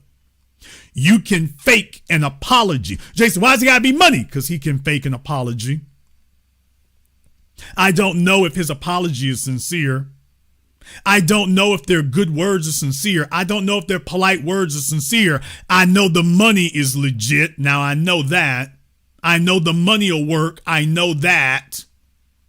So I don't know if his apologies are genuine, but I know that dollar is. So I'll take that and we'll call that his apology because I can't argue with that dollar. Well, I can't argue with the legitimacy of the dollar. That's real. He might not really mean he's sorry, but he really means he paid me. He really means that he had to do that. Folks, when folks get sued and people have to settle, is that about the money? That is about punishment and admission of wrongdoing. And that they show people that you have conceded that you were in the wrong. It's bigger than money. It is bigger than money. And if we become the whorehouse,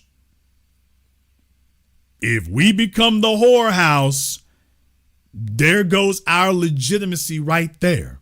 And the world is going to look at us the way that they look at Trump and Rubio and America. We don't want that. We don't want to come out of reparations with our dignity and our legitimacy leveled. Folks, what Trump is doing in Venezuela, are people around the world saying, hey, you go, boy, good for y'all? Or are they saying, hey, these bastards is gangsters? Hey, we all need to circle the wagons and protect ourselves from them. Trump and them, they like, hey, look, we the damn villains. Okay, we damn eat Thanos up in there. Yeah, we're the bad guys. That's the way they're seen. And if we follow suit, that's going to be our rep. For those of you who've gone overseas, you've seen how we get treated, man. You see that folks over there, we don't get treated the way that the white Americans do. They go places and folk are like, hey, you look like Trump. When they see us, they know, hey, y'all black folk, y'all ain't running nothing. And you're not victimizing anybody, nor would you stand for it. We have been mostly on the right side of every conflict that America, every illegitimate conflict America has started. Black folk have been the ones that have consistently opposed it. We opposed apartheid in South Africa. We opposed Tiananmen Square. We opposed in the Ukraine. We're not going to go fight over it, but we opposed that. We opposed the genocide by Israel in Gaza. We have been on the right side of these things consistently. We opposed America going into Vietnam. Muhammad Ali was the most prominent black man in America, and the world saw that the most prominent black man in America would not support the Vietnam War, and his people stood with him. That what sent a message that still resonates with people around the world to this very day. Do not sell short the value of righteousness. Do not sell short the value of justice. You don't ever trade in your integrity. That's your name. This is our name we're talking about now. Your name is what you trade on when you ain't got money. Your name is what you can trade on when you ain't got a dollar in your pocket. Minister Louis Farrakhan pulls up. I wish you would tell him at your restaurant, here's the bill. He ain't got to pay nothing. His money is good here, but he don't need it. He doesn't need a dollar to walk in here. He just needs to walk in here. The honor is ours. On account of the fact you've earned that. The honor is ours. You don't need money, not you. We know you, we know your rep, we know your name. You don't need money. The rest of you folks, they need money. You don't need any. They can look crazy if they want to. They already know he doesn't need that. No. See, that's what you do right there. You don't surrender or sacrifice your name. Our suffering in the killing fields of America, that gave us proof to the world of the quality of and caliber of our character. No, you don't sacrifice that. Not at all. Because that's more valuable than the money is. That's more valuable. That legitimized everything we said and everything we did. That legitimized it. And if we become a whorehouse, that will be the first thing we lose. And everyone will say, oh, you're just like us. Yeah, y'all, we knew it. Them niggas was lying the whole time. They're just like us. They're just as shallow and hollow and unscrupulous as us. They're just, see? That's what it would be. It would be that. They would love it if we did that. They say, see, we told you. They weren't righteous. They weren't noble. The myth of the noble Negro. They weren't noble. They're just like us. We just didn't give them a high enough number. They're just as evil as us. And folks, please understand what the next evolutionary step would be. If we resort to unscrupulous, illegitimate means, if we're willing to concede that for reparations, here come all the blacks owned slaves to people. Nigga, what?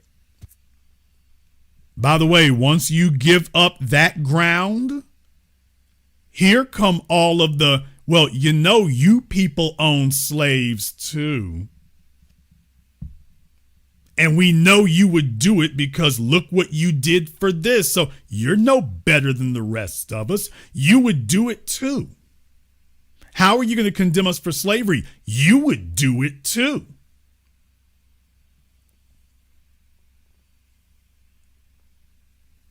That becomes the next evolutionary step. That becomes the next evolutionary step.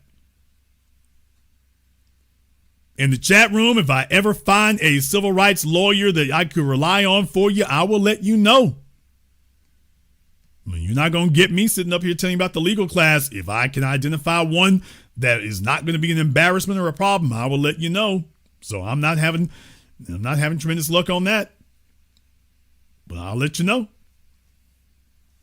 They're not worried about there. That's what happens when you don't have integrity there. For us, we don't have that. People, we don't have integrity to lose. We can't afford to lose that. We cannot afford to lose that. What we got right now is our name. And that name is good in the streets. When people want to fight injustice, what do? They channel their inner black man. You all have seen white boys, I got time today. What is he doing? He's like, hey, I'm getting ready to thump on them. He feels he has been done wrong. He feels he has been dealt injustice. He doesn't channel George Washington or Abraham Lincoln or Franklin Roosevelt or JFK. Even the white kids, they channel their inner black male. When they get ready to turn up, when they done talking, that's what they channel. They don't channel Jared Taylor and Nick Fuentes. They channel us. You know why? Not because of violence, but because of resistance. Resistance to injustice. And we will give that up if we become like the unjust. There's a reason everyone channels that, from Asia to Malaysia to Idaho. That's what having a good name in the street does. You can be the most oppressed people and simultaneously the most influential. And I'm going to give that up? Never. Never. Not going to happen. Not now, not ever. Let these other people sacrifice their names. We will not be joining them. We came too far to squander all that now. Everybody wants to see if you'll give it up for blood money because you don't understand. When you go get a record deal, they want you to hurry up and sign that check because you don't understand what you're giving up with it. Man, just give my check. They owe me that. If you don't get it the right way, it's going to be the most expensive one you ever had. Don't be gullible. We're going to go ahead and wrap things up here tonight. If you are new here to the Black Channel, welcome to the Haven of Intelligent Black Thought. We do this every weekend, holidays, some days in between. Click that red subscribe button. Click that yellow notification bell. Join us each and every time that we're here. If you haven't been to blackchannelfilms.com, check out our groundbreaking best-selling documentary work. That's blackchannelfilms.com. That's blackchannelfilms.com. I want to thank all of you, my brothers and sisters, my sons and daughters from around the world for tuning in to tonight's program, live or recorded. Thank you for liking, subscribing, and sharing. And this concludes tonight's broadcast of the Black Channel. I am your host, your brother, your humble servant, the Black Authority. And until next time, my brothers and my sisters from around the world, remember, black is the future and the future is uncompromising.